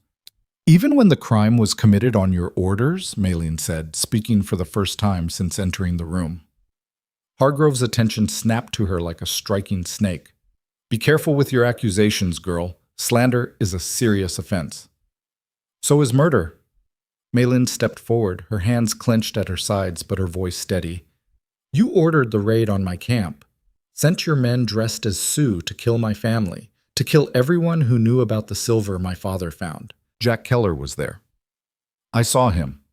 I saw his scarred face and his missing fingers and the way he laughed while my mother burned. The room went absolutely silent. Hargrove's mask slipped for just a moment, revealing something vicious underneath. Then it snapped back into place, but everyone had seen. The grief has clearly affected her mind, Hargrove said smoothly. Sheriff, you know as well as I do that traumatized witnesses are unreliable. The poor girl probably can't tell memory from nightmare anymore. I know exactly what I saw, Maylene said, her voice rising. And I know you're a murderer and a thief who hides behind money and lawyers while good people die for your greed. Hargrove took a step toward her, his face flushing red. You little... Caleb was between them in an instant, his hand on Hargrove's chest, stopping his advance with the kind of casual strength that promised far worse if pushed. Touch her, Caleb said softly, and I'll kill you where you stand, sheriff present or not. The 2 men locked eyes, and the temperature in the room dropped 20 degrees. Morrison moved to separate them, but his hand stayed near his revolver, ready for whatever came next. Gentlemen, Morrison said firmly, this isn't helping anyone. Cyrus, I'm giving you official notice that I'm investigating the attack on the Mercer Ranch. I'll be questioning Keller, Briggs, and Sullivan, and if the evidence points to you, I'll bring you in regardless of how many lawyers you have. Are we clear? Crystal, Hargrove said, his eyes never leaving Caleb's face. But Sheriff, might I also file a complaint about the lies and slander being directed at me by these 2, about the assault that just occurred when Mr. Mercer laid hands on me? You're welcome to try, Morrison said dryly, though I'd note for the record that Mr.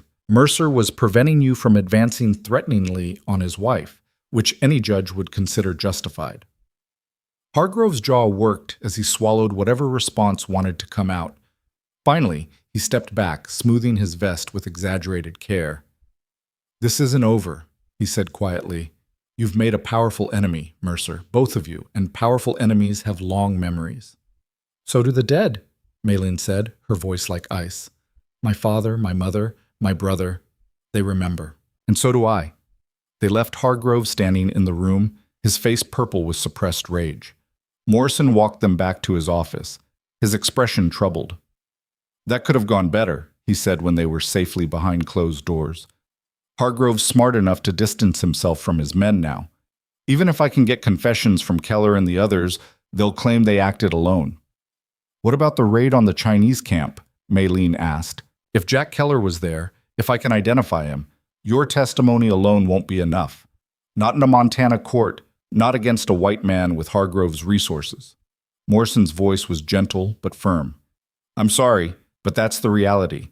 We need physical evidence, or we need one of Hargrove's men to turn on him. Neither is likely. So he gets away with it, Caleb said bitterly.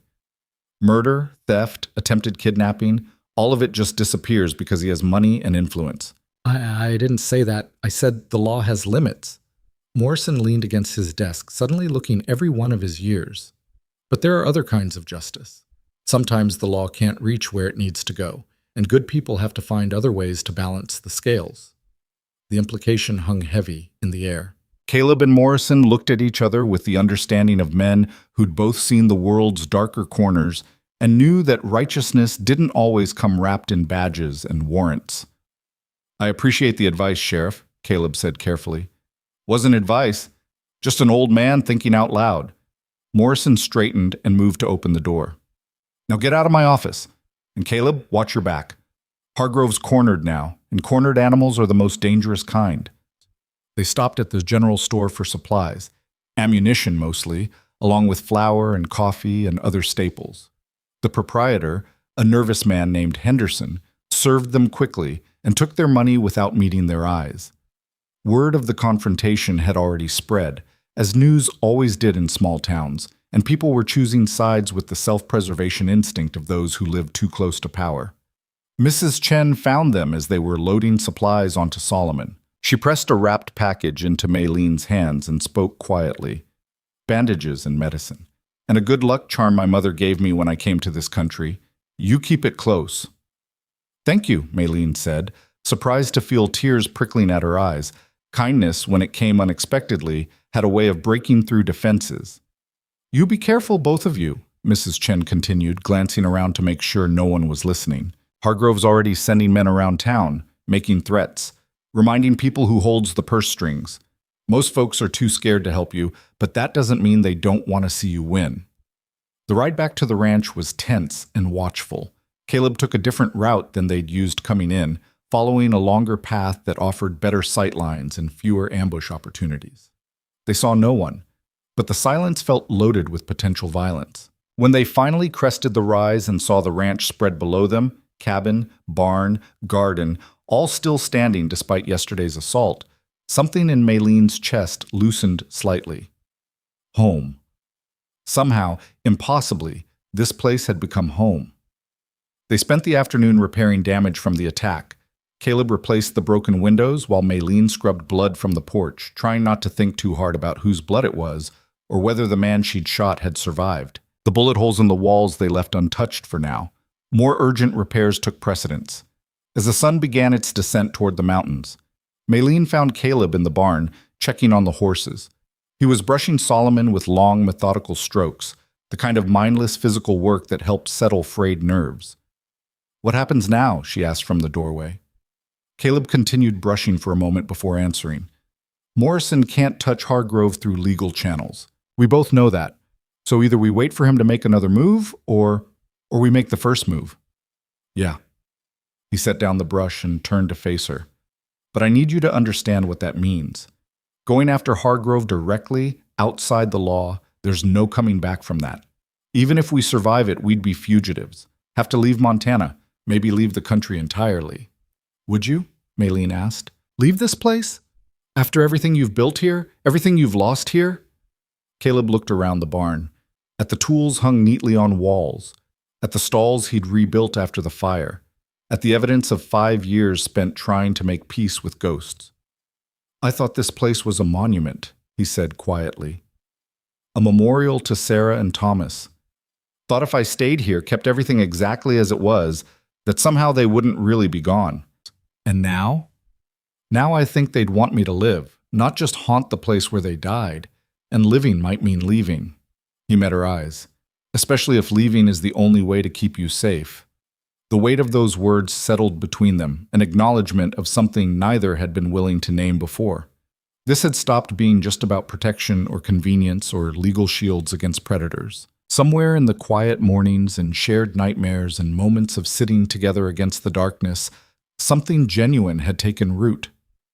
I don't want you to have to choose between me and your home, Maylene said. That's not the choice. The choice is between the past and the future, between who I was and who I might still become. Caleb stepped closer, careful as always to maintain respectful distance. Sarah and Thomas, they're part of me forever. Nothing changes that, but they're gone. And you're here. And I find that I want... He stopped, struggling with words. I want to see what happens next, with you, whatever that looks like. Maylene felt something crack open in her chest, something that had been locked tight since the night her world burned. I'm afraid, she whispered. So am I. But maybe that's okay. Maybe being afraid and doing it anyway is what courage actually looks like. Before either of them could say more, a shout carried across the evening air. They both tensed, hands moving instinctively toward weapons, but the voice was familiar. Mercer, it's Morrison! Don't shoot! They found the sheriff riding hard up the trail, his horse lathered with sweat from being pushed too fast. His face was grim as he dismounted. Hargrove's making his move, Morrison said without preamble. Tonight. He's gathered every gun he could hire. I'm hearing 20, maybe 25 men. They're coming for both of you, and they're not planning to be gentle about it. How do you know? Caleb asked. One of his men has a sister who works at the boarding house. She heard them planning, came straight to me. They'll hit the ranch around midnight when you're likely to be asleep. Morrison's hand shook slightly as he pulled a flask from his pocket and took a long swallow. I can't stop them, Caleb. Not legally, not with the force I have. I'm one old man with a badge, and they're an army. So we run, Maylene said. Leave now. Get ahead of them. They'll hunt you down, Morrison said. Hargrove's beyond reason now. This has become about pride for him, about not being defied. He won't stop until you're both dead, or he is. Caleb and Morrison locked eyes, and a silent conversation passed between them, the kind of communication possible only between men who'd both walked through fire and knew what it cost. There might be another way, Morrison said slowly.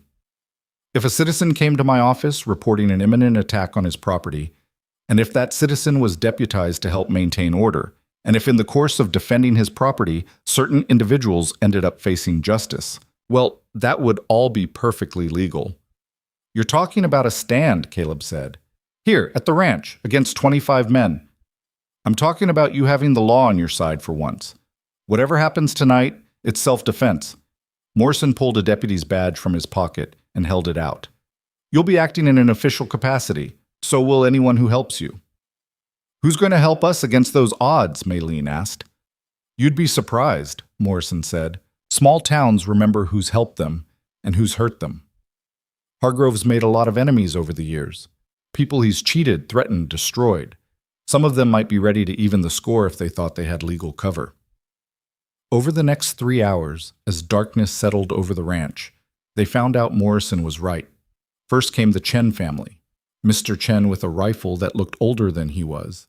Mrs. Chen with bandages and medical supplies, and a determination that would have been funny if circumstances had been different. Then came Henderson from the general store, shamefaced and stammering apologies for his earlier cowardice, but carrying a shotgun and extra ammunition. A rancher named Peterson rode in with 2 of his sons, all 3 armed and grim-faced. Even the town drunk, a former soldier named Davies, showed up sober for the first time in years, his military rifle cleaned and ready. By the time the moon rose, they had 15 people willing to fight. Not enough to match Hargrove's numbers, but enough to make it costly. Enough that cowards and hired guns might think twice about dying for silver they'd never see. Caleb organized them with the calm efficiency of someone who'd commanded men before. He positioned shooters at strategic points, in the loft, behind the barn, in the garden where Maylene's carefully tended rows provided unexpected cover. He explained fields of fire, crossfire lanes, the importance of ammunition discipline. These were farmers and shopkeepers mostly, not soldiers, but desperation and righteous anger made them willing students. Maylene found herself in the loft with 2 of Peterson's sons, boys really, maybe 17 and 19, trying hard to look brave and mostly succeeding.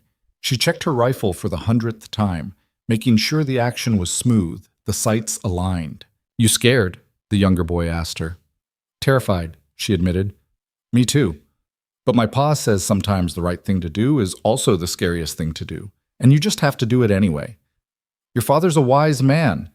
He's a stubborn man, the older boy corrected with a faint smile. Says Hargrove tried to cheat him out of water rights 3 years back. He's been waiting for a chance to return the favor. Caleb climbed up to check on them one last time before the expected attack. He met Maylene's eyes across the dim space, and in that look was everything they hadn't said and might never get the chance to say. "Whatever happens," he said quietly, "I want you to know." "Don't," Maylene interrupted. "Don't say goodbye. We're going to survive this." "We're going to try," he corrected. Then, breaking every rule of careful distance they'd maintained, he reached out and took her hand. His palm was calloused and warm, steady despite everything. "But if we don't, I wanted you to know that these weeks with you, they gave me something I thought I'd lost forever. Hope. The possibility of tomorrow." She squeezed his hand hard enough to hurt. "Then let's make sure we see tomorrow." He nodded and descended the ladder, moving to his own position behind the reinforced cabin wall. Morrison took the barn with Henderson. Mr. Chen and Davies positioned themselves in the garden. The Peterson men spread out to cover the flanks. Everyone settled in to wait, weapons ready, hearts hammering in the terrible quiet before battle. Midnight came and went. The moon climbed higher, painting everything in silver and shadow. An owl called from somewhere in the darkness. The wind whispered through pine trees like the voices of ghosts offering counsel only the dead could hear. Then, just after 1 a.m, they came. The thunder of hooves announced them first, a sound like the end of the world rolling across the grassland. Then shapes resolved out of the darkness. Riders spread in a wide arc, at least 20 of them, just as Morrison had predicted. They came fast and loud, expecting to catch sleeping targets, to finish this in minutes with overwhelming force. What they got instead was a disciplined volley that lit up the night like lightning. Caleb's voice rang out clear and strong. "Fire!" The ranch erupted in muzzle flashes and thunder. 3 riders went down in the first volley, their horses screaming and rearing. The remaining attackers scattered, realizing too late that their easy targets could shoot back with precision and coordination. "This is Sheriff Morrison," the old lawman's voice boomed across the chaos. "You're attacking deputized citizens. Throw down your weapons and surrender, or you'll be met with lethal force." The response was a ragged volley of return fire that splintered wood and shattered glass but found no targets. The defenders had chosen their positions well, and Hargrove's hired guns were shooting at shadows while being picked off from cover. Maylene sighted down her rifle at a rider trying to circle toward the barn. She breathed out slowly, squeezed the trigger, and watched him slump in his saddle. The younger Peterson boy beside her fired twice, hitting nothing but marking targets for his brother, whose next shot dropped a man from his horse like a stone from the sky. The battle, because that's what it was, a real battle, raged for what felt like hours but was probably only minutes. Hargrove's men, caught in crossfire and facing fiercer resistance than they'd expected, began to break. First one rider wheeled away, then another, then a whole group of them deciding that whatever they were being paid wasn't worth dying in a moonlit ranch yard. And there, in the center of the chaos, Maylene saw him. Jack Keller, the scarred man from her nightmares, trying to rally his companions for another push toward the cabin. His face was twisted with rage and desperation, and in his hand he held a torch, clearly intending to burn them out if bullets wouldn't work. Something in Maylene went cold and sharp.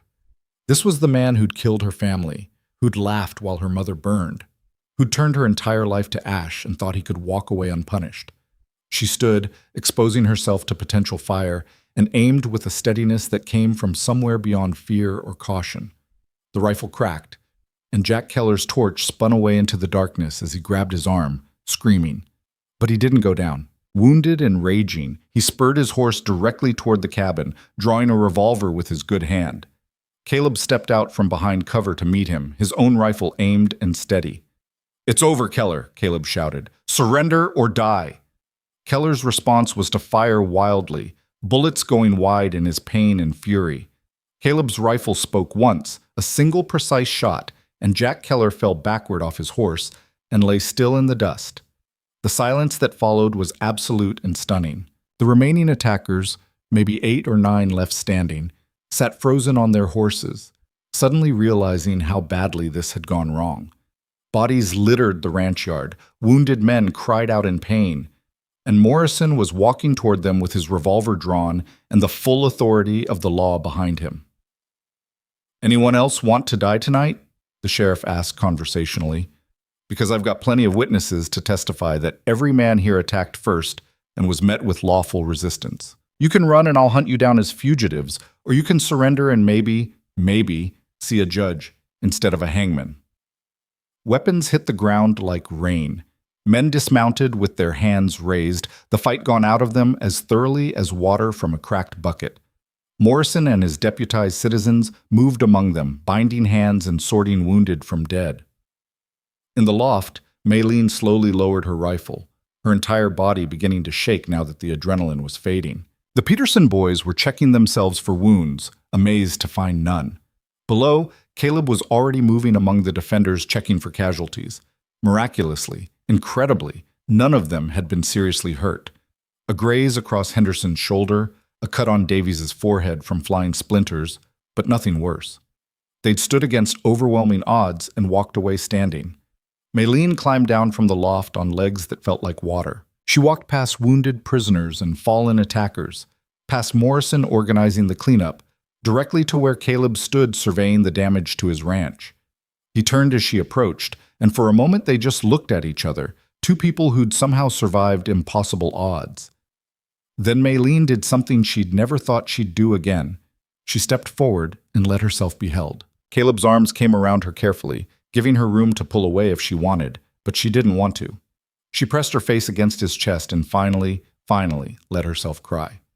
Not for fear or grief or trauma, but for release, for survival, for the profound relief of still being alive when death had seemed certain.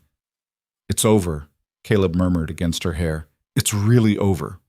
But even as he said it, they both knew one thing remained. Somewhere in town, Cyrus Hargrove was waiting, and until he faced justice, nothing was truly finished. Dawn broke over a battlefield. Bodies lay where they'd fallen, and the ranch yard was churned to mud mixed with blood and spent brass casings.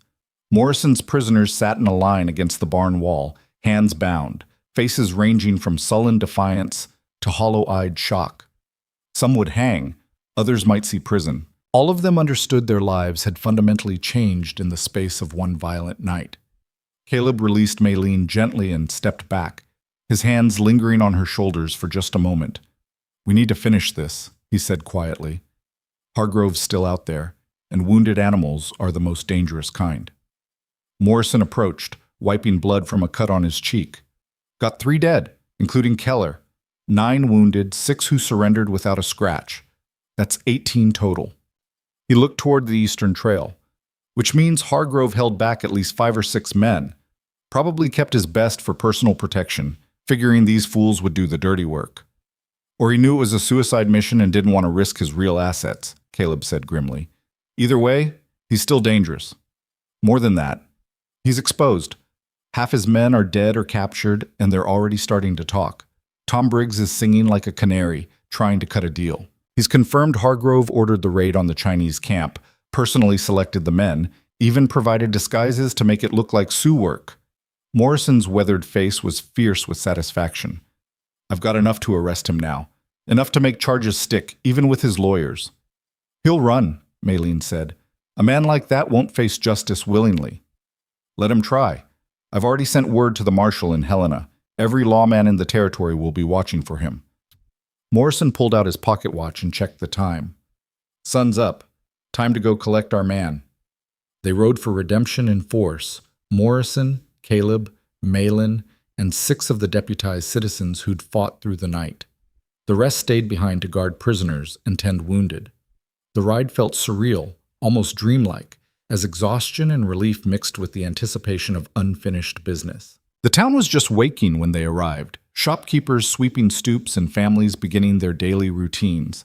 The sight of Morrison leading an armed posse brought people out of buildings, drawn by the magnetic pull of spectacle and the scent of change in the air. "Where's Hargrove?" Morrison called out to the gathering crowd. "Anyone seen him this morning?" A woman Maylene didn't recognize pointed toward the hotel. "Saw him leave about an hour ago. Took a wagon loaded with trunks, heading east toward the rail line." "Running," Caleb said. "He knows it's over." They spurred their horses into a gallop, leaving the town behind and following the eastern trail. The wagon tracks were clear in the dust, deep ruts from a heavily loaded vehicle moving fast. Within 20 minutes, they spotted it ahead. A freight wagon pulled by 4 horses, driven hard enough that foam flew from the animals' mouths. Morrison fired a warning shot into the air. "Cyrus Hargrove, stop in the name of the law!" The wagon didn't slow. Instead, rifle fire cracked from the back, where Hargrove's remaining men crouched behind stacked trunks.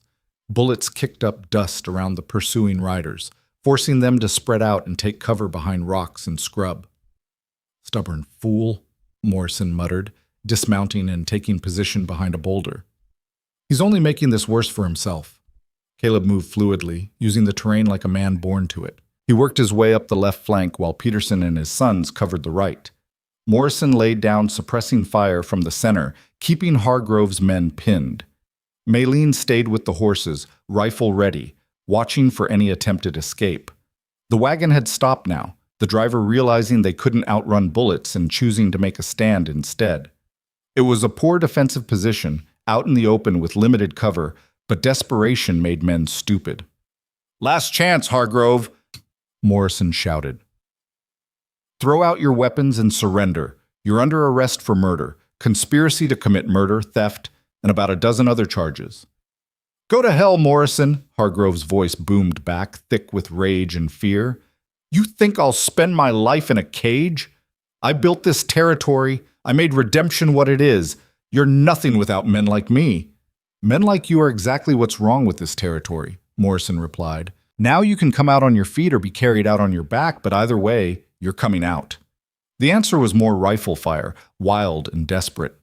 One of Peterson's sons yelped and dropped back, just to graze across his arm, but it drew blood and fury from his father.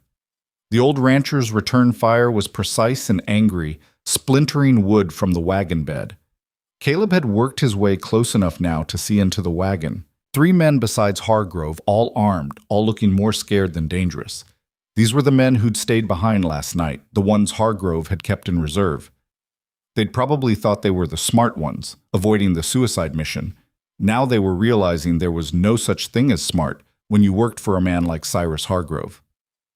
"Listen to me," Caleb called out, his voice carrying clearly across the dusty space between them. "You men in that wagon, you've got a choice to make. Die for a man who was willing to let 20 of your friends get slaughtered while he ran, or surrender and maybe see another sunrise. Which is it going to be?" Silence. Then the sound of furious argument from inside the wagon, voices raised in panic and accusation. One of the men stood slowly, hands raised, rifle clattering to the wagon bed. "Don't shoot! I'm done! I'm surrendering!" "Coward!" Hargrove's voice was shrill now, all pretense of control gone. "I'll kill you myself!" A gunshot from inside the wagon. The surrendering man jerked and fell, blood blooming across his chest. For a moment, everything froze in horrified silence. Hargrove had shot his own man for trying to quit. That was the breaking point. The other 2 men in the wagon threw out their weapons and jumped out with hands raised, running toward Morrison's position with the panic speed of those who'd just seen their own future if they stayed loyal. That left only Hargrove in the wagon, surrounded, abandoned, his empire crumbling around him. Caleb stood and walked forward slowly, rifle ready but not aimed, giving the man a chance to choose how this ended. "It's over, Cyrus," Caleb said quietly. "Everything you built, everything you stole, it's all gone.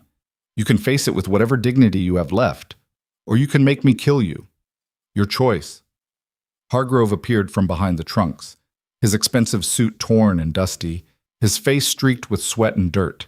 He held a revolver, but it hung loose in his hand, almost forgotten. He looked at Caleb, at Morrison, at the deputized citizens surrounding his wagon, and something in him seemed to collapse. "This was supposed to be mine," he said, his voice broken and small. "I came to this territory with nothing, built it all from dirt and determination, and now what? I'm supposed to just hand it over to nobodies? To Chinese girls and hermit ranchers and washed-up sheriffs?" "You built it on blood," Maylene said, riding forward on her horse until she could look down at Hargrove from above. "On stolen land and murdered families, on the bodies of people whose only crime was being in your way." Hargrove's eyes found hers, and for just a moment she saw something almost like recognition. "Your father was a fool," he said, not cruelly but matter-of-factly. "He found silver worth millions and thought his bosses would reward him for it, as if the world works that way, as if virtue means anything when there's gold and silver in the ground. "He was a better man than you'll ever be," Maylene said, her voice steady despite the rage burning in her chest. "He died believing in something beyond himself. You'll die alone, remembered only for the pain you caused." Something flickered across Hargrove's face, pain perhaps, or the recognition of truth. His hand tightened on the revolver, and for a heartbeat, everyone tensed, ready for him to choose violence as his final answer. Then, slowly, he dropped the gun into the dust and raised his hands. "I surrender," he said hollowly. "Do what you're going to do." Morrison moved forward and secured Hargrove's hands with iron manacles, the sound of the locks clicking shut carrying a finality that felt like the end of an era. "Cyrus Hargrove, you're under arrest for murder, conspiracy to commit murder, theft, assault, and violation of territorial law. You'll be held in redemption until the circuit judge arrives, then tried according to law." They brought him back to town in the wagon he'd tried to escape in, his hands bound and his head down. Word had spread fast. Small towns always knew everything within hours. And what seemed like the entire population of Redemption lined the streets to watch Cyrus Hargrove's fall from power. Some faces showed satisfaction. Others showed fear, wondering what would happen to a town that had been built so thoroughly around one man's influence. But most showed something simpler: relief. The relief of people who'd lived under a tyrant's shadow and could finally breathe free air. Morrison locked Hargrove in the town's small jail, posting guards who'd fought at the ranch the night before. Men who had personal reasons to make sure the prisoner didn't escape or meet with any convenient accidents before trial. The days that followed were a blur of statements and testimony. Morrison's office became a confessional as Hargrove's captured men competed to provide evidence in exchange for reduced sentences. The story that emerged was worse than anyone had imagined. Years of theft and violence, properties stolen through threats and forged documents, competitors driven out or simply disappearing, all of it protected by Hargrove's money and the carefully cultivated fear he'd built around himself. The raid on the Chinese camp was just one crime among many, but it was the one that would hang him.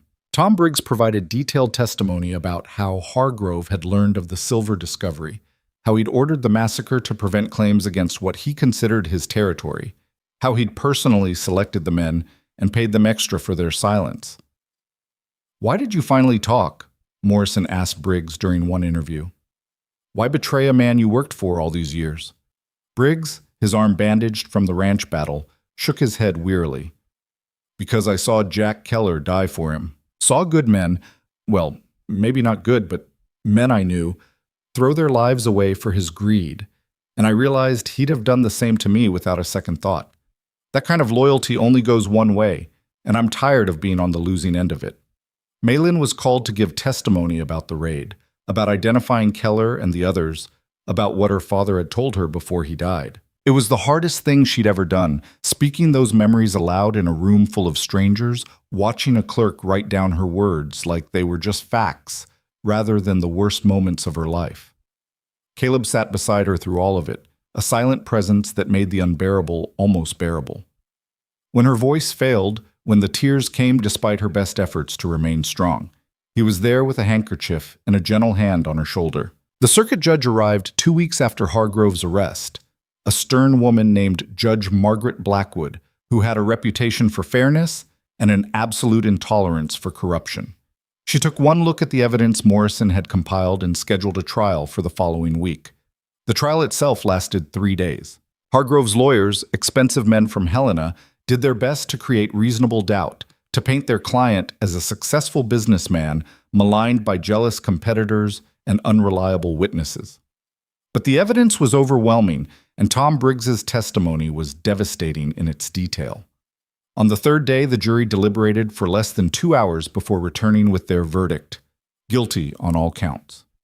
Judge Blackwood showed no emotion as she delivered the sentence. "Cyrus Hargrove, you have been found guilty of murder, conspiracy, theft, and crimes too numerous to fully catalog.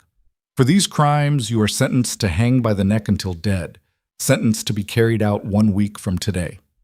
Hargrove, who'd maintained a mask of arrogant confidence throughout the trial, finally broke. He sagged in his chair, all the bluster and power draining away, leaving just a middle-aged man facing his own mortality. Maylene felt nothing watching his collapse. No satisfaction, no joy, Not even the relief she'd expected. Just a hollow awareness that justice, when it finally came, couldn't undo the damage. Her family was still dead. Charlie would never grow up. Her mother would never smile again. Hargrove's death wouldn't change any of that. After the verdict, she walked out of the courthouse into bright autumn sunshine. Caleb found her standing at the edge of town, looking out toward the mountains where the first dusting of snow had appeared on the highest peaks. "Are you all right?" he asked. "I thought I'd feel different," she admitted.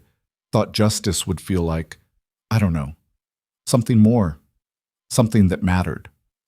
"Justice matters," Caleb said gently. "But it doesn't erase what came before. Doesn't fill the empty spaces left by the people we've lost. Then what does?" He was quiet for a long moment, watching a hawk circle overhead on thermal currents. "Time, maybe. New memories to balance against the old ones. People who help carry the weight so it's not quite so heavy." He looked at her, his gray eyes steady and honest. "I don't have all the answers. Still figuring out most of it myself. But I know I'd rather do the figuring with you than alone." Maylene felt tears on her cheeks, but they were different from the ones she'd cried before. These weren't tears of grief or trauma, but of something more complicated, relief and fear and hope all tangled together. "I'm afraid," she said. "Afraid to let this be real. Afraid that if I stop being angry and grieving, and afraid I'll lose the last connection to my family. Like if I let myself be happy, I'm betraying them." Caleb reached out and took her hand, that same gentle touch that had become familiar over weeks of quiet mornings and shared silences. "Your family would want you to live. Really live, not just survive. You honor them by building a life they'd be proud of, not by staying frozen in the moment you lost them." "How do you know?" "Because that's what I hope Sarah and Thomas would want for me." His voice cracked slightly. "Took me 5 years to even consider it, but I think they'd be disappointed if I spent the rest of my life as a ghost haunting our old memories." They stood hand in hand as the sun climbed higher and the day grew warm, despite the approaching winter. Somewhere behind them, redemption continued its business, people trading goods, children playing in the street, life moving forward because that's what life did, indifferent to grief or justice, or the desires of those left behind. The week before Hargrove's execution passed in a strange limbo. Maylene and Caleb returned to the ranch, where they spent long days repairing the damage from the battle, and longer evenings sitting on the porch, talking about everything and nothing. They spoke of the past sometimes, but more often of the future. What they might plant in the garden come spring, whether they should expand the barn, if they might travel someday to see the ocean that Maylene had heard about but never seen. They spoke carefully around the question of what they were to each other now. The marriage was legal, but had been born of necessity rather than love. What did it become now that the necessity had passed? Neither seemed ready to ask directly, so they circled it instead, finding their way through action rather than words. Caleb fixed the lock on Maylene's door that had stuck sometimes, then looked embarrassed when she pointed out she didn't use it anymore. Maylene sewed new curtains for the cabin windows and found herself making them for the loft window too, as if claiming space she hadn't been invited into but hoped she might be someday. Small gestures, small claims, small steps toward something neither could quite name yet. On the morning of Hargrove's execution, Morrison rode out to the ranch personally to tell them they didn't have to attend if they didn't want to. "Some folks feel they need to see it through," the old sheriff said, accepting coffee and looking weary despite the early hour. "Others find it doesn't help. No right answer. Just whatever you need for yourselves." Maylene and Caleb looked at each other, having one of those silent conversations they'd gotten good at over the weeks. Finally, Maylene spoke. "I need to be there, need to see it end." "Then we'll both be there," Caleb said simply. They rode to Redemption in the wagon, dressed in their best clothes. Maylene in a dress she'd made herself from fabric Mrs. Chen had gifted her, Caleb in the suit he'd worn to marry Sarah all those years ago. The town was full of people, drawn by the same morbid curiosity that drew crowds to all executions. Some had come from miles away, making a festival of death in the way frontier towns sometimes did. The gallows had been erected in the town square, a simple platform with a noose hanging ready. Hargrove was led out just past noon, his hands bound, his expensive suit now rumpled and dirty from days in a cell. He looked smaller somehow, diminished, as if the stripping away of power had physically reduced him. Judge Blackwood read the charges and the sentence in a clear, carrying voice. Hargrove was given a chance to speak final words, but he stayed silent, his eyes distant, perhaps already seen whatever waited beyond the veil. The hangman, a professional brought in from Helena, positioned Hargrove on the trapdoor and adjusted the noose with practiced efficiency. Morrison, as the ranking law enforcement officer, was given the honor of asking one final time if anyone had legal cause to stop the execution. Silence answered him. Even Hargrove's expensive lawyers had abandoned him at the end. Their fees paid, but their duty finished. Morrison nodded to the hangman. The lever was pulled. The trapdoor fell away with a crash that seemed to echo forever. Cyrus Hargrove dropped and hung, his neck broken cleanly by the practiced placement of the knot. He was dead before his body finished swinging, and the crowd let out a collective breath, as if they'd all been holding it without realizing. Maylin watched it all with dry eyes and a heart that felt strangely empty. She'd expected catharsis, or rage, or satisfaction, or something. Instead, she just felt tired. This man had destroyed her family, stolen her childhood, and nearly killed her multiple times. And now he was dead, and she felt nothing but a vague awareness that a chapter had closed. "It's done," Caleb said quietly beside her. "It's really done." They didn't stay for the aftermath, the cutting down of the body and the dispersal of the crowd. Instead, they walked to the edge of town where their wagon waited, and Caleb helped Maylene up to the seat with the same careful gentleness he'd shown since the first day. As they prepared to leave, Mrs. Chen appeared with a basket of food for the road. "You'll be all right?" she asked, her kind face creased with concern.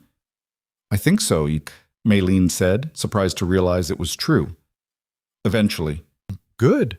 You deserve happiness, both of you. You've earned it more than most." She patted Maylene's hand. "Come visit us sometime, not for business or necessity, just because you want to. Friends do that." Friends. The word settled warm in Maylene's chest. She had friends now, people beyond Caleb who cared whether she lived or died, who'd stood beside her against impossible odds. That was something Hargrove had never been able to take. The ride back to the ranch was peaceful, the autumn sun warm on their faces and the mountains standing eternal against the horizon.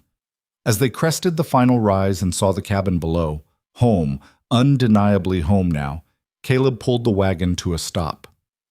"I need to say something," he started, his hands tight on the reins. "And I need to say it before we get back, before I lose my nerve." Maylene's heart started beating faster. "All right. This marriage, it started as protection, a legal shield. And that was fine, that was necessary, but somewhere along the way..."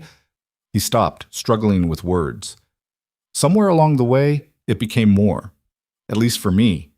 And I need to know, do you want it to stay what it was? A marriage in name only, an arrangement for safety, or do you think it could be something else?" The question hung in the air between them, weighted with possibility and fear. Maylene thought about all the days that had led to this moment, the shooting lessons and the garden work, the nightmares shared and the quiet mornings, the way he'd fought for her without hesitation, and the way she'd chosen to stay even when leaving would have been easier. "I think," she said slowly, "it already is something else. Has been for a while. We've just been too afraid to name it." "And are you still afraid?" "Terrified," she admitted. "But I'm also tired of letting fear make my decisions for me." Caleb reached over and took her hand, and this time the touch felt different, not comfort or support, but the beginning of a different kind of promise. "Sarah and Thomas, they're always going to be part of me, part of my story. I can't erase that, and I wouldn't want to. I know. Just like my family will always be part of mine." Maylene squeezed his hand. "But maybe we can build something new without forgetting what came before. Maybe honoring the past means living fully in the present." "I'd like to try," Caleb said, his voice rough with emotion. "If you're willing..." "I'm willing." They sat there for a long moment, hands linked, looking down at the ranch that had become refuge and battlefield and home. Then Caleb released the brake and guided the wagon down the final stretch of road. The next months passed in a rhythm of work and healing. Winter came hard and early, blanketing the ranch in snow that made the mountains disappear into white sky. Maylene and Caleb spent long evenings by the fire, sometimes talking, sometimes sitting in comfortable silence while the wind howled outside and the cabin stayed warm and safe. Maylene told stories about her childhood in California, about her mother's garden, and her brother's dreams of becoming a railroad engineer. Caleb spoke more freely about Sarah and Thomas, sharing memories he'd locked away for years. They grieved together for the people they'd lost, but they also celebrated them, keeping their memories alive not through pain but through love. When spring finally came, they planted the garden together, Maylene teaching Caleb the techniques her mother had taught her. The irony wasn't lost on either of them. Seeds planted in soil, enriched by last year's growth, new life rising from what had died and been returned to earth. Metaphors were easy to find if you looked for them. The first time Caleb kissed her, it was in that garden, with dirt under their fingernails and the sun warm on their faces. It was gentle and careful, still conscious of all the trauma they'd both carried, but it was real. When they pulled apart, Maylene was crying, but they were happy tears, the kind she'd thought she might never shed again. "Is this all right?" Caleb asked, suddenly uncertain. "It's perfect," she said, and kissed him again to prove it. They moved into the loft together that summer, no longer needing the pretense of separate spaces. The small room that had been Maylene's became a sewing room, filled with fabric and thread, and the dresses she made for herself and increasingly for other women in town who'd heard about her skill with a needle. The ranch prospered in small ways: a few more horses, a bigger garden, new fences that marked not just property lines but the expansion of their shared life. Morrison visited regularly, always with news from town and usually with requests for Maylene's testimony in various trials that spun out from Hargrove's fall. The corruption he'd built had been extensive, and untangling it took time. But gradually, redemption began to change. New businesses opened as the climate of fear dissipated. The Chinese workers who'd survived attacks like the one on Maylene's camp began to return, buying property and starting families, no longer afraid of organized violence. The town wasn't perfect. Prejudice didn't disappear overnight, but it was better, moving towards something that resembled justice, even if the journey was slow. One autumn afternoon, nearly a year after Hargrove's execution, Maylene stood in the garden and realized she couldn't remember exactly what her mother's voice had sounded like. The knowledge hit her with unexpected force, sending her to her knees among the tomato plants. Caleb found her there, tears streaming down her face, and sat beside her without asking questions. Finally, when she could speak, she told him what had happened. "I'm forgetting," she said brokenly. "Their voices, their faces, they're fading, like I'm losing them all over again." "You're not losing them," Caleb said gently. "You're making room for new memories alongside the old ones. That's not betrayal. That's survival. That's living. It feels like betrayal. I know. But they're still here." He touched her chest, right over her heart. "And how you plant gardens and fight for what's right and refuse to let fear win. Your mother taught you kindness. Your father taught you determination. Charlie taught you joy. All of that is still alive in you, and it always will be." Maylene leaned against him, letting herself be held while the grief worked through her. It would come in waves like this sometimes, probably forever. But between the waves were longer and longer stretches of peace, of happiness, of a life that honored the past while embracing the future. That winter, when the snow fell heavy and the world turned white and quiet, Maylene discovered she was pregnant. She told Caleb on Christmas morning, watching his face transform from surprise to wonder to something that looked like hope reborn. "Are you sure?" he asked, his hand trembling as he touched her still flat belly. "I'm sure." He pulled her close, and she felt wetness on her cheek that wasn't her own tears. "I'm afraid," he admitted. "Afraid I'll be a terrible father. Afraid something will happen. Afraid I don't deserve this second chance." "We're both afraid," Maylene said. "But we'll be afraid together. And we'll love this child together. And maybe that's enough." Their daughter was born in late summer, delivered by Mrs. Chen with Morrison pacing nervously outside the cabin like a worried grandfather. She was small and perfect, with a powerful set of lungs that announced her displeasure at being born into a world of air and light. They named her Sarah May Mercer, Sarah for Caleb's first wife, May for Maylene's mother. A bridge between past and present, between grief and hope, between everything they'd lost and everything they'd found. Caleb held his daughter with shaking hands, tears streaming down his weathered face as he looked at Maylene with absolute wonder. "Thank you," he whispered, "for staying, for fighting, for giving me a reason to believe tomorrow might be better than yesterday." "Thank you for saving me," Maylene replied, "and for teaching me that being saved doesn't mean being weak. Sometimes it means being strong enough to accept help." Little Sarah May grew strong and healthy, demanding and joyful in the way of babies who know themselves to be loved. Caleb proved to be a devoted father, patient and gentle, though he sometimes woke in the night to check that she was breathing, to confirm that this wasn't a dream that would dissolve in smoke and ash. Maylene watched him with their daughter and saw the healing happening in real time. The permanent shadow that had lived behind his eyes for so long was fading, replaced by something warmer. He smiled more, laughed occasionally, spoke of the future without the haunted quality that had once colored every word. She was healing too, she realized. The nightmares came less frequently now. She could hear Chinese spoken without flinching, could see riders on the horizon without immediately reaching for a rifle. The scars were still there, would always be there, but they'd become part of her landscape rather than the entirety of it. On Sarah May's first birthday, they held a celebration at the ranch. Morrison came, of course, along with the Chens and the Petersons and Henderson and Davies and all the people who'd stood with them that terrible night. They ate food from Maylene's garden and told stories and watched the baby destroy a cake with gleeful enthusiasm. As the sun set and the guests began to leave, Morrison pulled Caleb and Maylene aside. "I wanted you to know the territorial governor signed the deed today. The land where your family's camp was?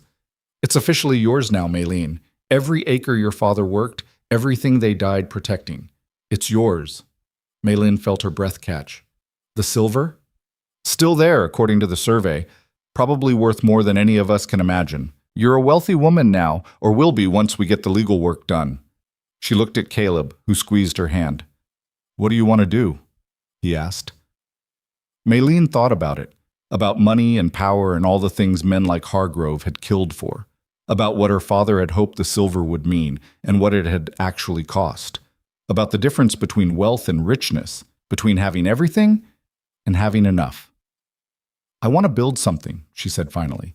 "A school maybe where Chinese children can learn alongside white children, where everyone is taught that they matter, that they have worth beyond their usefulness to powerful men. I want the silver to mean something better than greed."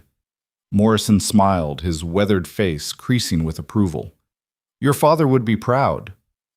"I hope so." After everyone left and Sarah May was asleep in her cradle, Caleb and Maylene sat on the porch watching stars emerge in the darkening sky. The same stars that had witnessed Sarah and Thomas's deaths. The same stars that had looked down on Maylene's burning camp. The same stars that had seen Caleb pay $1 for a terrified girl in a dusty town square.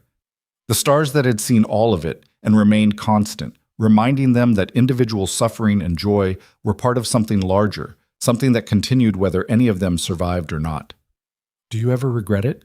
Maylene asked quietly. "Taking that chance on me? Everything that followed?" Caleb was silent for a long moment, considering. "No," he said finally. "Not for a second. You gave me back my life. Gave me a reason to be something more than a ghost haunting old memories." "You did the same for me." He pulled her close, and they sat wrapped together against the cooling night air. Inside, their daughter slept peacefully, dreaming whatever babies dream. Around them, the ranch stood solid and real, no longer a monument to death, but a testament to the stubborn persistence of life. They'd both been broken, both been tested by violence and loss and circumstances that should have destroyed them. But somehow, impossibly, they'd found each other in the wreckage and built something new. Not a replacement for what they'd lost. Nothing could replace that. But something different, something that honored the past while refusing to be imprisoned by it. The mountains stood eternal in the distance, holding their snow even as summer warmth filled the valleys below. Stubborn, enduring, refusing to change just because the world around them said they should. Maylene understood that completely, had understood it from the first night she'd seen those peaks from her small locked room. Some things were meant to endure. Some things were worth fighting for. Some things, once found, deserved to be held on to with everything you had. "I love you," Caleb said, the words still new enough to carry weight, still unfamiliar enough to require courage. I love you too, Maylin replied, and meant it with every piece of her scarred and healing heart. Tomorrow would bring new challenges. It always did. The silver would need to be managed. The school would need to be built. Sarah May would grow and demand and push them toward futures they couldn't yet imagine. There would be setbacks and sorrows, because that was the nature of living in a world that didn't promise happiness, only the possibility of it. But tonight, under stars that had seen everything and judged nothing, two broken people held each other and their sleeping daughter and knew they'd found something worth more than all the silver in all the mountains in all the world. They'd found home. They'd found healing. They'd found hope. And in the end, that was worth every dollar, every battle, every moment of fear and courage that had led them here. The story that began with a girl sold for $1 and a man too broken to care about living had become something neither could have predicted. A testament to the truth that sometimes salvation comes from the most unexpected places, and that love, when given the chance, can grow even in the hardest soil. The ranch lights burned warm against the darkness. Inside, a baby dreamed.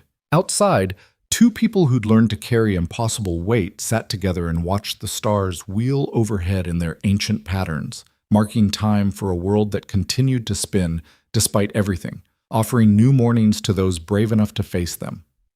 And in the morning, they would wake and begin again, building their future one careful day at a time, proving that even from ashes and auction blocks and dollars spent in desperate compassion, something beautiful could grow. The end was also a beginning, as all true endings are.